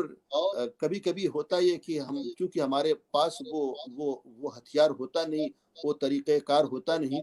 تو جو چیز ہم لوگوں تک پہنچانا چاہتے ہیں اس کے اندر ہم کامیاب نہیں ہو پاتے، کیونکہ ہمارا کبھی ان لوگوں کے ساتھ میں کوئی واقفیت نہیں ہے، اٹھنا بیٹھنا نہیں ہے، اور کس طریقے سے سوچتے ہیں، سمجھتے ہیں، اور ان کے ذہن میں کیا چیزیں آتی ہیں، کبھی وہ ہمارے ذہن میں آتی نہیں. اور ہم ہیں کہ جو مدارس کی چہار دیواری کا جو ماحول رہا ہے، جو ہمارا ذہن رہا ہے، اسی کو سامنے رکھ کر کے ہم لوگوں کے سامنے بھی مخاطب ہوتے ہیں، جس کا اثر کم ہوتا ہے. تو یہ بہت ہی اچھی بات ہے کہ آپ لوگوں نے یہ سلسلہ شروع کیا. میں آپ حضرات کو مبارکباد دیتا ہوں کہ یہ سلسلہ ہونا چاہیے، چلنا چاہیے. اور جو ماضی کے اندر، میں غلطیاں تو نہیں کہوں گا، جو کچھ بھی ہوا ہے اس سے سبق حاصل کر کے ہم مستقبل میں ایک اچھا رول ادا کر سکیں، اور دارالعلوم دیوبند اور اس کی شاخوں کا ہر طالب علم اور ہر عالم وہ ایک قائد ہو، اس کے اندر قائدانہ صلاحیت ہو، اور جس ماحول میں بھی جائے، جس سماج، جس سوسائٹی کے اندر بھی جائے، تو وہاں پہ وہ بھرپور طریقے سے اپنے کردار کو ادا کر سکے. اور آج اس کی بہت ہی ضرورت ہے. ہمارے علماء کے اندر بھی جو فارغ ہو رہے ہیں، ضرورت ہے کہ وہ سوشل میڈیا کے اوپر، یوٹیوب کے اوپر ان کی تقریریں ہونی چاہیے، ان کے پروگرام ہونے چاہیے، آن لائن کورسز ہونے چاہیے. آج یہ پوری دنیا کے اندر دیکھیے تو اسی چیزیں چل رہی ہیں. ہمارے دارالعلوم دیوبند کا ایک ہمیشہ سے مزاج رہا ہے استغنا کا، اور ان کا ایک اسی خاص مزاج کی وجہ سے ابھی تک جس طریقے سے جو رول پلے کرنا چاہیے تھا، جو رول ادا کرنا چاہیے تھا، نہیں ہو پا رہا ہے. اگرچہ اکا دکا یا کچھ لوگ آ رہے ہیں، لیکن اس کو مزید بڑھاوا دینے کی ضرورت ہے، کیونکہ آج جیسا کہ میں نے پہلے بتایا کہ وہ جلسے جلوس کا وقت نکل چکا ہے. اب ہر بچے کے ہاتھ میں، ہر انسان کے ہاتھ میں وہ اسمارٹ فون ہوتا ہے، اسی سے وہ انٹرنیٹ کی دنیا میں وہ سرفنگ کرتا ہے، اسی میں غوطہ لگاتا ہے، یوٹیوب پہ جاتا ہے، فیس بک پہ جاتا ہے. اگر اس پہ ہمارے علماء کی تقریرات و تحریرات نہ ہوں گی تو پھر جو اس پہ موجود ہے، جو مواد موجود ہے، وہ اسی کو لیں گے. اور آج یہ بہت ہی زیادہ گمراہی کا سبب بن رہا ہے، اور خود کیونکہ ان کے پاس اس کا متبادل نہیں ہے. تو ضروری ہے کہ ہمارے جو طالب علم ہیں، ہمارے جو علماء ہیں، اس میدان کے اندر بھی آئیں اور لوگوں کی نفسیات کا مطالعہ کریں، اور دیکھیں کہ معاشرے کی کیا ضرورت ہے، اور اس ضرورت کے مطابق پروگرام کیا جائے، اور جو معاشرے کی ضروریات کو، جو تقاضے ہیں، اس کو پورا کر رہا ہو. ایسا نہ ہو کہ آپ اپنے طور پہ کوئی پروگرام کریں اور پھر मुआशरे से उसका कोई ताल्लुक ही ना हो। इसीलिए मेरा अपना तरीक़ेकार होता है कि कहीं पे भी कोई प्रोग्राम, या अगर मैं कभी किसी बाहर की दुनिया में जाता हूँ और वहाँ पे अगर मेरा प्रोग्राम होता है तो मैं लोगों से पहले ही पूछ लेता हूँ कि भाई अगर आप लोगों के दिमाग में कोई मौजू है तो आप मुझे बतला दें, मैं उसी मौजू से मुताल्लिक़ बात करूँगा। मैं नहीं चाहता कि मैं अपना मौजू यहाँ पे बयान करूँ। और इस वक्त वहाँ के मुआशरे में, वहाँ के माहौल में एक ख़ास चीज़ की ज़रूरत है जिसके ऊपर रोशनी डालनी ज़रूरत है। तो आपने देखा कि जो कुरान करीम जो नाजिल हुआ था, हालात और वक्त के मुताबिक जिस तरीके पे हालात होते थे उस वक्त उसी के मुताबिक कुरानी आयत नाजिल होती थी, तो जिसकी वजह से लोगों को समझने में आसानी होती थी। तो अगर कहीं पे तकरीरों का सिलसिला है, प्रोग्राम का सिलसिला है, या कोई मुहाज़रे का सिलसिला है, तो मुआशरे के अंदर अगर कोई ज़रूरत है, उस ज़रूरत को सामने रख करके अगर हम प्रोग्राम की तरतीब देंगे तो आप देखेंगे कि वो प्रोग्राम ज़्यादा कामयाब होगा और उसको ज़्यादा कबूलियत होगी और लोग उसको समझेंगे। तो ये बहुत अच्छा है कि माशाल्लाह आप लोगों ने ये प्रोग्राम शुरू किया और इसके तय आगाही हो रही है। लेकिन मैं अपील करता हूँ कि फुज़लाए दारुल उलूम से कि वो इस मैदान के अंदर आएँ और जो कुछ भी अल्लाह ने उनको सलाहियतें दी हैं उसको बर्रुए कार लाते हुए कौम की, मिल्लत की खिदमत करें, कौम की रहनुमाई करें और ख़ुद भी बुरी चीज़ों से बचें और कौम को भी बचाएं। और ये हमारी ज़िम्मेदारी है, ये हम सारे लोगों के ऊपर ये लाजिम है कि हम अपने कायदाना रोल को अदा करें। जज़ाकुमुल्लाह खैर, अहसन जज़ा। शेख, हम आपके बहुत शुक्रगुजार हैं। 1.5 घंटे तकरीबन होने के हैं और सामईन मुस्तकिल बने हुए हैं, नाज़रीन देख रहे हैं, और यकीनी तौर पर आप इस जनरेशन के लिए और हम लोगों के लिए, सभी के लिए एक आइकॉन हैं और हमने आपसे बहुत कुछ सीखना है। आज ये पहला मौका है कि जब आप हमारे साथ इस वर्चुअल प्लेटफॉर्म पर हैं, और इंशाल्लाह हम बार बार आपसे इस्तिफादा करेंगे, बार बार इस तरीके के मौके कोशिश करेंगे कि हम तलाश करें, ढूंढें, और बार बार आपसे हम इस प्लेटफॉर्म पर और दीगर प्लेटफॉर्म पर आपसे इस्तिफादे की राह हमवार करें। आखिर में मादरे इल्मी दारुल उलूम देवबंद को एक 150 साल से जायद हो चुके हैं। अपनी मादरे इल्मी के लिए आप कुछ कहना चाहें तो जरूर। देखिए, दारुल उलूम देवबंद ये तो हमारी रूह है और यही हमारे एक वजूद का एक ज़रिया है कि न्यूजीलैंड के अंदर जो कुछ भी हम यहाँ पे टूटी फूटी खिदमत अंजाम दे रहे हैं, ये दारुल उलूम देवबंद ही की देन है। और जो उसकी शाखों, चाहे वो शाख हो, लेकिन वो तो दारुल उलूम देवबंद ही की देन है वो शाख। तो चाहे वो शाख हो चाहे दारुल उलूम देवबंद हो, वो उसी की है। तो हम दारुल उलूम देवबंद के बहुत ही शुक्रगुजार हैं और हम पूरी ज़िंदगी, हम अगर दारुल उलूम देवबंद का शुक्रिया अदा करते तो हम शुक्रिया अदा नहीं कर सकते। हमारे जो असातिज़ा हैं जिन्होंने हमारे ऊपर मेहनत की, और दारुल उलूम देवबंद ने जो हमें सहूलत फराहम की, जिसकी वजह से हमने इल्म हासिल किया और यहाँ तक पहुँचे, तो हम इसके ऊपर बहुत ही शुक्रगुजार हैं। और हम दारुल उलूम के एक तालिब इल्म की हैसियत से हम वही कहेंगे कि जो परेशानियां हमें हुई थी, जो चैलेंजेस हमारे सामने आए थे, हम ये चाहते हैं कि हमारी आने वाली नस्लों के साथ वही चैलेंजेस ना हो। ऐसा ना हो कि 8-9 साल गुजारने के बाद फिर मज़ीद 8-9 साल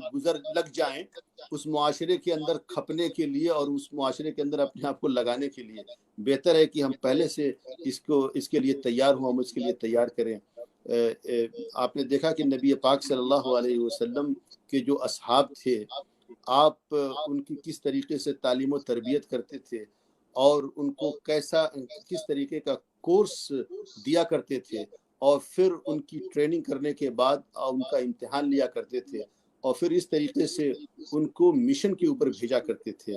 आपने देखा कि नबी पाक सल्लल्लाहु अलैहि वसल्लम की सीरत के अंदर ये मिलता है कि जहाँ पे जो ज़रूरत थी उसी के मुताबिक आपने अपने असहाब को लगाया। एक मौके से ज़बान दानी की ज़रूरत पेश आई। नबी पाक सल्लल्लाहु अलैहि वसल्लम के सामने एक बड़ा चैलेंज यहूद थे और यहूदियों के पास से खतूत आते थे, या आप सल्लल्लाहु अलैहि वसल्लम खुद यहूदियों को खत लिखते थे। तो ज़रूरत थी कि आपके असहाब में कोई سریانی یعنی کہ یہودیوں کی زبان کا ماہر ہو، اس کے لیے آپ صلی اللہ علیہ وسلم نے ابی ابن کعب رضی اللہ حضرت زید ابن ثابت رضی اللہ تعالی عنہ کو انہوں نے یہ دیا. تو زید ابن ثابت جو ایک نوجوان صحابی تھے، نبی پاک صلی اللہ علیہ وسلم نے ان کو حکم دیا کہ تم سریانی زبان کو سیکھو اور یہودیوں کے پاس سے جو خط و کتابت ہوتی ہے یا ان سے جو بات چیت ہوتی ہے تم ایک طریقے سے ترجمان بنو اس کے. تو آج کے ہمارے اس دور میں جہاں پہ زبانیں جو ہماری اسلامی تعلیمات کے نقل کا ذریعہ ہے، تو ضروری ہے کہ ہندی زبان ہو، انگریزی زبان ہو، اس کے اوپر بھی کچھ نہ کچھ ہماری دسترس ہونی چاہیے تاکہ ہم اس کو آگے بڑھائیں. تو دارالعلوم دیوبند کے حوالے سے اگر ہم اسی وقت اس کا رول ادا کریں گے کہ جب ہم یہ ساری چیزیں ہمارے پاس ہوں، ورنہ اللہ نے بہت سارے علوم دے دیے ہیں ہمارے پاس.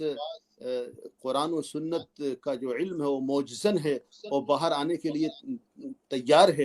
لیکن اگر ہم اس کی صحیح طریقے سے ترجمانی نہیں کر پائیں گے تو پھر ہم اپنے علوم کے ساتھ میں وہ انصاف نہیں کر پائیں گے. تو ضروری ہے کہ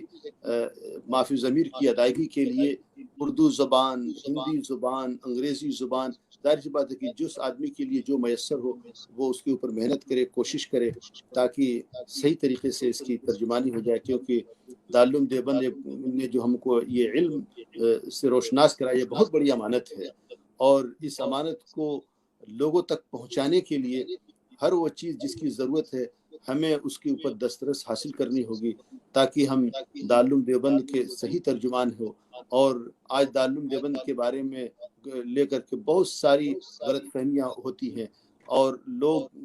جو ہے کہ نہیں دارالعلوم کے مسلک کو لے کر کے، دارالعلوم کے افکار کو لے کر کے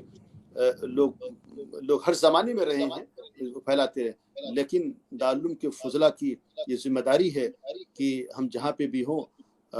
ہم دارالعلوم کے ترجمان ہوں، دارالعلوم کے جو پیغام کو لے کر کے ہم لوگوں تک جائیں تاکہ لوگ دیکھیں بھائی تصویر کا جو آپ کے پاس ایک دوسرا رخ ہے وہ غلط رخ ہے. دارالعلوم دیوبند یہ ہے. آپ دیکھا کہ عالم عرب کے اندر دوسری جگہوں کے اوپر جو دارالعلوم کے خلاف لوگ ہیں وہ دارالعلوم کے خلاف باتیں پھیلاتے ہیں. تو اس کے لیے ہماری ذمہ داری ہے کہ ہم اس غلط فہمی کا ازالہ کریں، اور وہ اسی وقت ہو سکتا ہے کہ جب ہم متحرک ہوں، کیونکہ مدرسے کی چہار دیواری میں متحرک رہنے سے آپ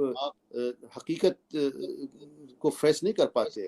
ایسا نہیں ہے کہ اگر آپ آنکھیں بند کر لیں تو حقیقت چینج ہو جائے گی. وہ کہتے ہیں نا کہ شتر مرغ کو جب آپ دوڑاتے ہیں تو جب وہ تھک ہار جاتا ہے تو اپنی گردن کو وہ صحرا کے اندر وہ ڈال دیتا ہے، تو سمجھتا ہے کہ وہ نہیں دیکھ رہا ہے تو دوسرے لوگ بھی نہیں دیکھ رہے ہیں. تو ہم نظریں چرا کر کے اگر ہم رہیں گے تو ایسا نہیں کہ اس سے مسئلے کا حل ہے، بلکہ حقیقت کا سامنا کرنا ہوگا اور معاشرے کے اندر جو ضروریات ہیں اور جو ہمارے رول ہیں اس کو ادا کرنا پڑے گا. اور اس کے لیے ہمیں محنت کرنی ہوگی، کوشش کرنی ہوگی،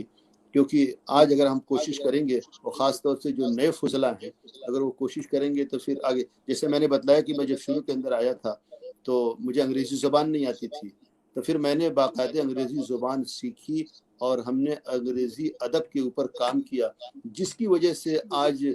دنیا کے اندر ہم جاتے. پچھلے سال ہمیں یوٹا کے اندر، کہ امریکہ کے اسٹیٹ یوٹا کے اندر برنگم ینگ یونیورسٹی BYU، یہ امریکہ کی بہت ہی اہم یونیورسٹی ہے اور لاء کے معاملے میں one of the top university in Utah in امریکہ.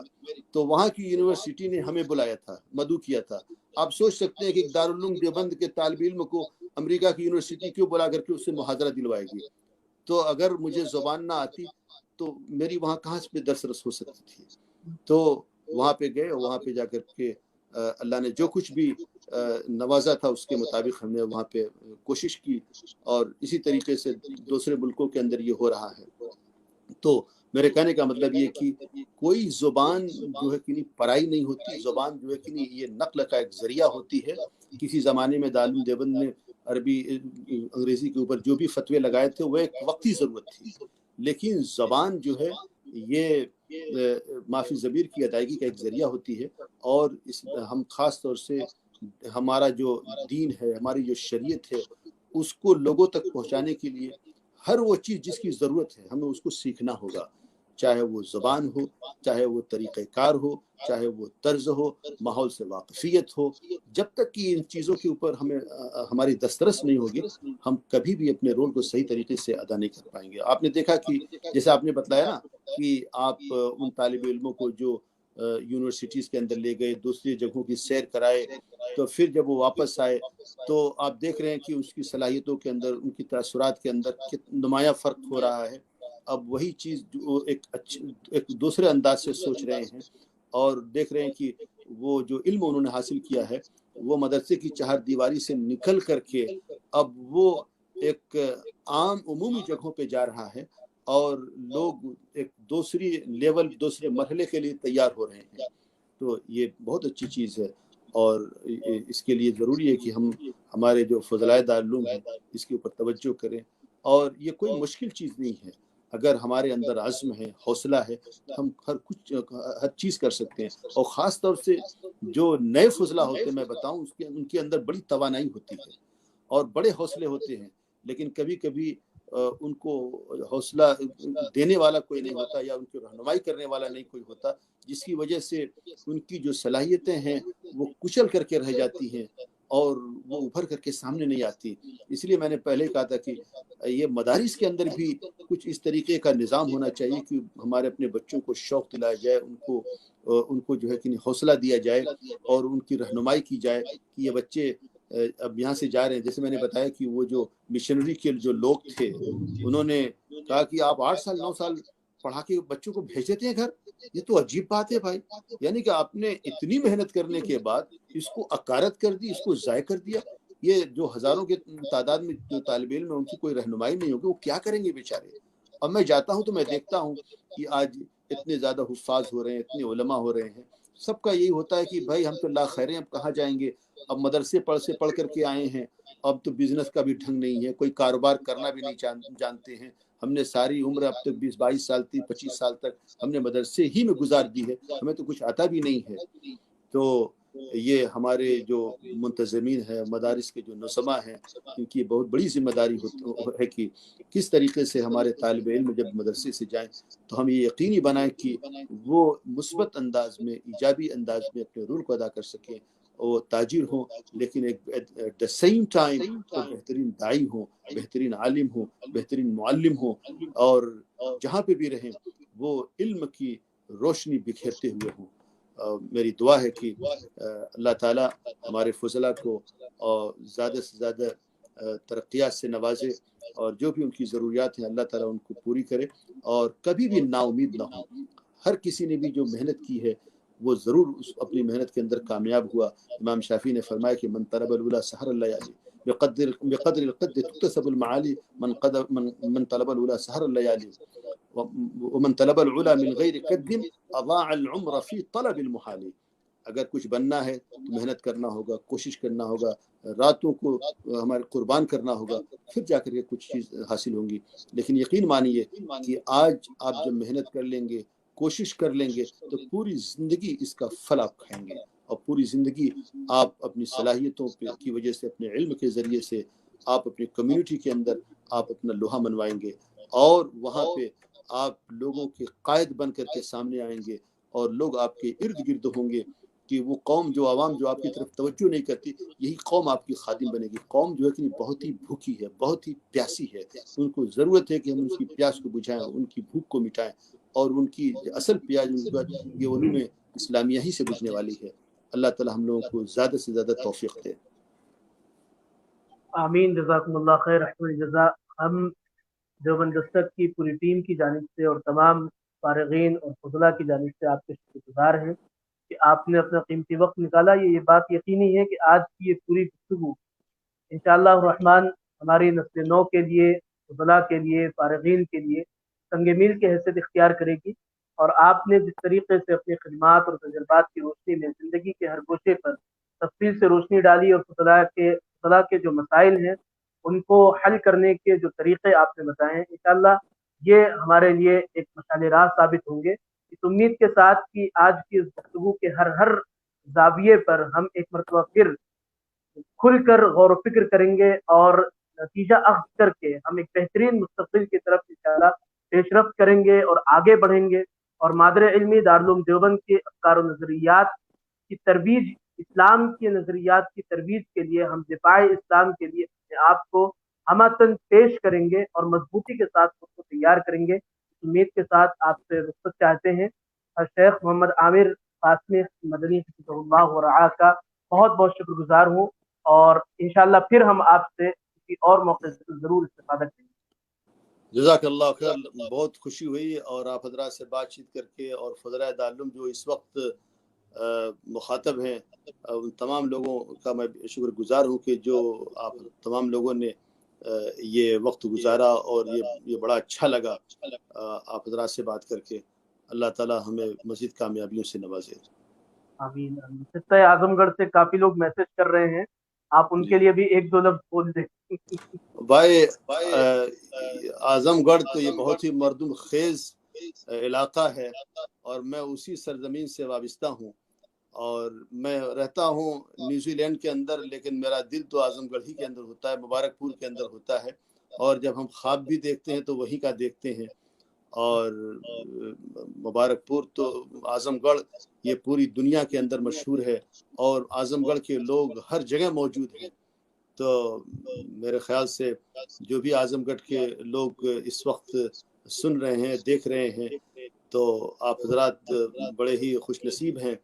कि आप आजमगढ़ के हैं, उस सरजमीन के हैं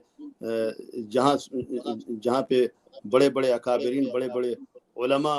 इकराम वहाँ से निकले, और उन्होंने कौम व मिल्लत की रहनुमाई की, और वो इल्म के उफ़ुक़ के ऊपर वो उभर करके आए। तो वो तमाम हजरात जो आजमगढ़ से या पूरे हिंदुस्तान के जहाँ से भी हमारे फजला हैं, फिर से उनको एक मरतबा फिर से मैं सलाम करता हूँ, और आप तमाम हजरात का मैं मुतमन्नी हूँ कि अल्लाह ताला आप लोगों से ज़्यादा से ज़्यादा काम ले, और हम तमाम लोगों को जो है कि नहीं दुनिया और आखिरत दोनों की कामयाबी से नवाजे। जज़ाकुमुल्लाह खैरा। आमीन या रब्बल आलमीन।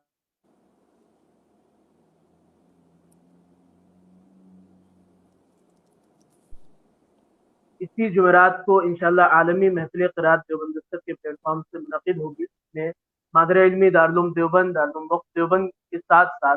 दुनिया के मुख्तलिफ ममालिक से क़ुर्राए किराम तशरीफ़ लाएंगे, जिसमें जामिया अज़हर मिस्र से, इंडोनेशिया से, बांग्लादेश से और दुनिया के मुख्तलिफ ममालिक से क़ुर्राए किराम मदऊ हैं। आप रात इसी मोहब्बत से और इसी दिलजमई के साथ जुमेरात के दिन भी वक्त निकालें और आलमी महफिल क़िराअत समाअत फरमाएं। ये हफ्ते दारुल इंशाअल्लाह हमारा जुमे के दिन मुकम्मल होगा, तो उस वक्त तक आपसे गुजारिश है कि दारुल देवबंद की खदमात को ख़राज अक़ीदत पेश करने के लिए हमारे साथ बने रहें। जज़ाकुमुल्लाह खैर, अहसन जज़ा। अस्सलामु अलैकुम व रहमतुल्लाहि व बरकातुहू। अस्सलाम व रहमतुल्लाहि व बरकातुहू।